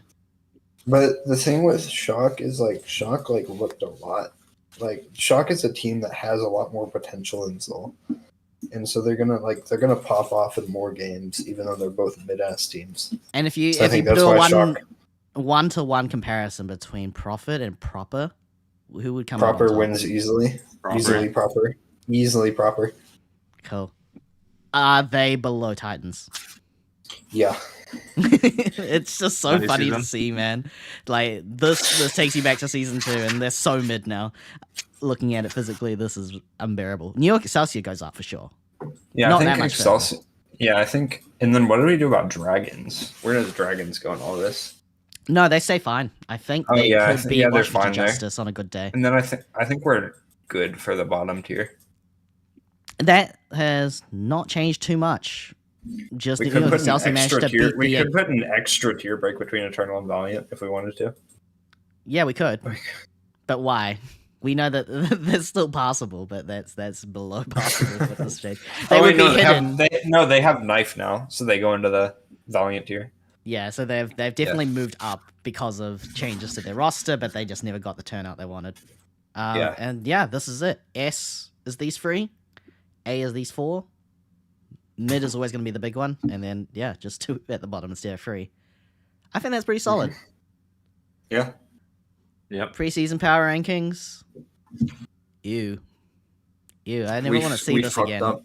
We looked on paper that was totally the proper meta, the proper season. Oh, no. No, did we ever expect Life Weaver to gain any value, so that wouldn't have changed things. But with Iliari and I guess, what was the overall feel of the season's metas and how they changed? Did that impact a lot of our power rankings before and after? Or was it mostly the metas this season felt a lot less like scrappy compared to last season, because like last season it was a lot of like, even in like Jotes was different from the other ones, but besides that you had a lot of like Tracer and stuff and all that, like with like new teams to OW2. What about Soldier meta too? Yeah, last season, and Soldier meta. Last season there was a lot more like ability for DPS players to pop off and carry last season. Now it's just all supports. Yeah, I feel like it took most of last season with the release of the Overwatch 2 early release to understand how 5v5 was going to like significantly impact their playstyles and how they would adapt. Now they've kind of figured it out for themselves, and it's just whether or not it bested themselves or each other. Mm-hmm. Yeah. What a great comparison, though. I think the most surprising is still Excelsior, but not by a whole lot. San Francisco Sharks dropping down so low. And if I'm going to be honest, let me just check the 3, 4, 5, 6, 7, 8. Yeah, Guangzhou only going a step down because they had one hell of a first head start into the season and then dropped the ball because I think a lot of motivation really shrunk them so fast. But that's pretty much 10 out of 10. Actually, Zensu, being our guest, do you want to help finish this owl for me and we'll wrap things up? What is the owl? So owl is a case where a Wordle clone using Overwatch League players, and you get some hints based on either their region, East or West conference, and West has got a lot of Koreans, keep in mind, and a lot of teams, so you can actually lose this. But if it's an East team, it's usually pretty simple. You got their role, and you'll have the country as clues. So any name goes. There's no spelling that's going to be validated. It's just the individual player and what team and their role. Lip DPS. Let's see. Nope. So it is someone from the West. So wrong team, different role, different country. So it's not a Korean player. This might narrow things down significantly. Hottie. I think. That's probably a good place to start. So it's not Spitfire. So it's a support. Okay. Let's go. I could think of Vancouver Titans. What about your scrim enemy, CJ? CJ? Oh. Yeah, CJ. I've put him down. You? Oh, CJ. Yeah, I remember that guy. Oh God, yeah, pick him. Yeah, so not the Valiant and not American. Oh fuck! I'm gonna lock in Crimzo if you don't have one. Landon's not. Is Landon American? Landon is American, yes, but on the London Spitfire. Admiral? Also, if we pick Admiral, yeah, he was also in Spitfire, so it'd also be wrong. True. So I think only other supports outside of Canada, there's just Crimzo. That's first pair that's coming to mind. I would agree with that. It's like Crimzo and Majed. Yeah, who's the other Canadian? It's there's another Canadian. Yeah, the other Canadian. Who's the second one? You Cal. Probably know better than me. Cal. I wouldn't have guessed that. It's Cal. Good job. That for a first time, that's not bad. Yeah. That would be totally 4 out of 5. I just put in Crimzo because it was the next best option. Good job, man. So this recycles every day. And last thing. I think you guys know about this. This is a bracket generator. I think we can make this a nice and quick one, though. We don't want to do all 256. Let's do like 632. Honestly. 32 is a good place. So basically it's face-off. You get to see their previous team history, their role currently, and their current team. I think we have Choice A1 here overall. Choice A1, yeah, he improved a lot. Yeah, he was a really good player, especially like. I'll put my biases away, but I still think if you're comparing it to him, yes. Yeah. I think it's Ivy, right? Because Ivy had that really good season in season 3, and Landon hasn't had like a standout season, whereas Ivy was like. What was Ivy's season 4 like? Ivy's season 4, he retired like a stage in, so that it doesn't really count. So he's got a season 2 that was like okay, a season 4 where he played like barely, and then a really good season 3, and then Landon has a couple of solid seasons. So Landon is more consistent, and Ivy not so much, but that's because of different things. If you just took out season 4, it'd be much more cleaner. Yeah, so what do we want to go with? I think maybe because like if you're gonna retire like very early into a season, you're kind of throwing your team's mental too. So there's that like I'd like to pick Landon. Yeah, Landon, let's go. We can go with that. Scuvis to Fran. Defran, my goat. Defran, my goat. I'm not even going to hesitate on that. Skewed is better, but if we can do the bracket right. It's easily skewed, but let's go to Fran. Let's go with your heart. Let's go with the heart. Roll for Defran. For meta. Nero versus Zest. That's all the way. That's all the way. Yeah. Yeah, rip for my friend Nero. Good man. This is Reiner. Glister. That's got to be Reiner, dude. I'm sorry, Glister. It just didn't stand out enough. That was like a profile app right there. Fielder and Finzi. Do I need to say it? Fielder all the way. Okay. That's a This is diff. such a great comparison. XQC. Gets better. like you said. You know, Let's this is go. the best 32 players if XQC No, yeah, shows let's up go in- XQC. in merit. Yeah. Holy go. shit. This is good. Best comparison. He's got to be the worst if you're going to pair him with Yo, Fran. yo, let's go Fred. Let's go Fred. We're going to go FRD? Yes. Come on, the grab Bro, king. that his gets attitude eaten. is amazing. I love that guy. All right, Pizza Hut. For the Pizza Yep. Hut. Harry Hook. Oh, no. I would say Oh. Fearless. He takes all We the have to go boxes. Fearless. We Fearless. have to go Fearless, right? Bro, his like revival arc was amazing. Truly is. Astra and Prophet. I want to go with Funny Astro. I would say Yeah, I would go with storytelling Funny is Astro because more. fuck Profit. There's too much being done about Prophet when you tell a story. Funny Astra. Fuck Profit. Fuck Yeah. Profit. Yeah, it's oversaturated with news about the San Francisco Shock over Hungary Alright. Spark. I think it's Finn. Finn I was- think it's Finn, but I want to say Pineapple, even though Yeah, it's Finn. Finn was so disappointing. It's So- okay. it's Are we definitely contesting? Finn. It is definitely Finn, but we should go with Pineapple anyway. yeah. We are both on Pineapple then. Yeah. 2 for 2. And we got Jexay. We got Valiant. Is it Deer? No, it's Molly. Yeah. I think we go with Actually, I like It's Drexay. yeah, it's gotta be yeah. Let's go Jexay. with Jexay. Unfortunately, we never actually got to see peak Molly. We saw him get some wins, but not much more than that. Punk and Stalker. I think we go. I'm a Punk I fan don't know. for life, but Not sure. No, I Stalker think we has go. got I think a we bit go. more. I think we go Stalker because Punk is overrated. What? Yeah. Dude, did you see the r/Overwatch League cord last offseason put Punk as the 7th best player in the league? You don't think he could be top 16? I think like I mean, the like only it's issue- Stalker. That, the I only don't issue even with want to make Punk it too big. from what I've seen is that like he has very good individual skill, but I don't think that's all that translates onto a team. Like we've seen him like pop off very well, Mhm. but at the Yeah. same time he hasn't had that capability to become a top tier tank, which I feel like is his weakness. Yeah, that's DPS true. to tank is always going to be really rough, so sorry. Yeah. Stalker all the way then. Hopefully we get a funny. Chorong, 20. Chorong stonks? Question mark. I think, yeah, we can go with Chorong. I'm fine Yeah, with Chorong that. stonks have been pretty good. Have we not seen him in season 2, or is it just something I came up with? I don't. Roki and I don't like Aid. Marvel, nor do I like Fleta, but I would say probably Marvel was Fleta. tier 2, Oh, right? Tier 2 success, or I'm not even Our sure. success. We're going. Yeah, let's go Fleta. I don't Yeah. even want it to be about his peak. It's just that he's got a story to tell. Yeah, Yeah. that's true. My friends, Masa and Note. Now this is getting Bro, good. Masa. Haven't seen Note in forever. Masa because I don't Yeah. want to look at Note's nose. Real. Okay. Okay, now we get to the First good time part, the on. elimination with our picks. Fried Everyone. wiener. Oh shit! Uh, I was gonna lean on Tracy one either way, so it was gonna be Drexay. I like Yeah. Drexay. yeah. Jaxay. Yeah. We haven't even got the goats in here. Did you notice? There's no Violet. Dust.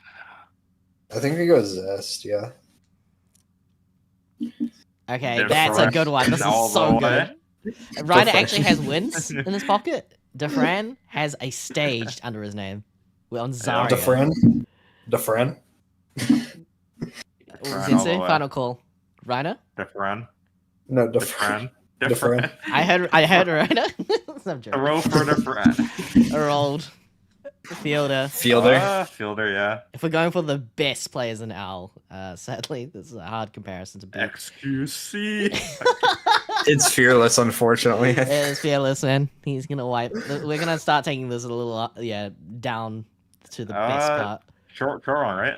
It's Chorong, yeah. Chorong stonks. Jerome Yeah. Stonks.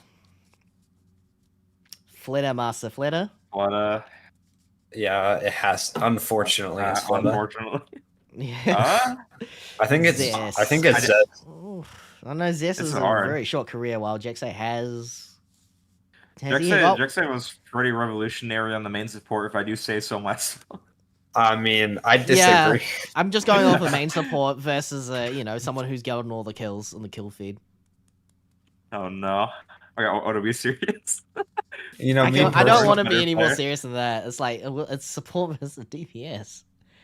It's I tough. think it's definitely. I think it's Zest just because Jexay was like kind of ass, except for one season. I can't. Fuck, man. It's the first. Your friend. There's the There you go. friend. Even I seeing it now. Oh no! When they Fearless. pit the two Fearless. teams It's against each other. fearless. Fearless. Fearless. Okay, we're getting real close now. Flitter. Chorong Chorong. songs. Chorong songs. Chorong songs. Okay, Charong Defran. Uh, Is it Charong Stog's gonna outplay Defran? So, what's our purpose here? We're trying to say like Chorong stongs, or we're trying to say like throw for Defran? See, look, now fine. you're screwed because both of them are too good. Yeah. Let's now go. you have Let's to- go. I think we have to go Chorong Chorong stonks. stonks. Yeah. Fearless and Zest. Fearless. Fearless. All right, now it's All down right. to Does Fearless and Chorong Stonks. stonks? This Chorong is stonks. the title of all time. You know, I think. Oh, I'm what gonna is go- this? I'm- What is this like? There's gonna be a comparison similar to this. If you just go off of Charong Stocks, yeah, look, it's Florida and Houston Outlaws in top 3. Never mind Atlanta. I think and it's White gotta. House in It's number gotta one. be Chorong stonks. Yeah, I gotta agree with that one. I said this thing about the story Rubber thing, but there. now it's becoming weaker and weaker as Charong Stocks takes over. I mean, hey, what about GME to the moon? Chorong to the moon, man. Hey, Fearless already has a moment. His story is done. Chorong out here making names. Yeah. Fearless's story is done. Causing His mayhem, funeral's gonna quite be next literally in month. my brackets. Charong Stocks, your Chorong best Stocks, player all of the the Overwatch way. League of all time, as someone who hasn't even had 3 seasons in. Ugh. Clearly the correct answer here. This is a crime. But I'll accept it for what it is. Right, that's the share your results Now screen. post on Overwatch esports discussion. Yeah, just do it. Just Oh, do yeah. it now. That'll go so well. That's gonna who's gonna love that? Then don't tell them it's top Oh, wow. 15, top 16, top 32 as well. Yep. Yeah. Alright, I've just dropped it here. I'm so glad we went through this to end the stream. Thanks everyone for watching. You guys are crazy, sticking it out for 3 hours. I promised it was I going will to be 2 give hours you- long, but we spent an hour. If you were prep for here this. the entire stream, I will give you 4 shares of my own personal Chorong stocks. Real. Those Charong stocks are very valuable now. They're going to get higher than Chorong Bitcoin. to the moon. Charong to the moon. Best of luck to the playoffs. All the teams involved. Yeah.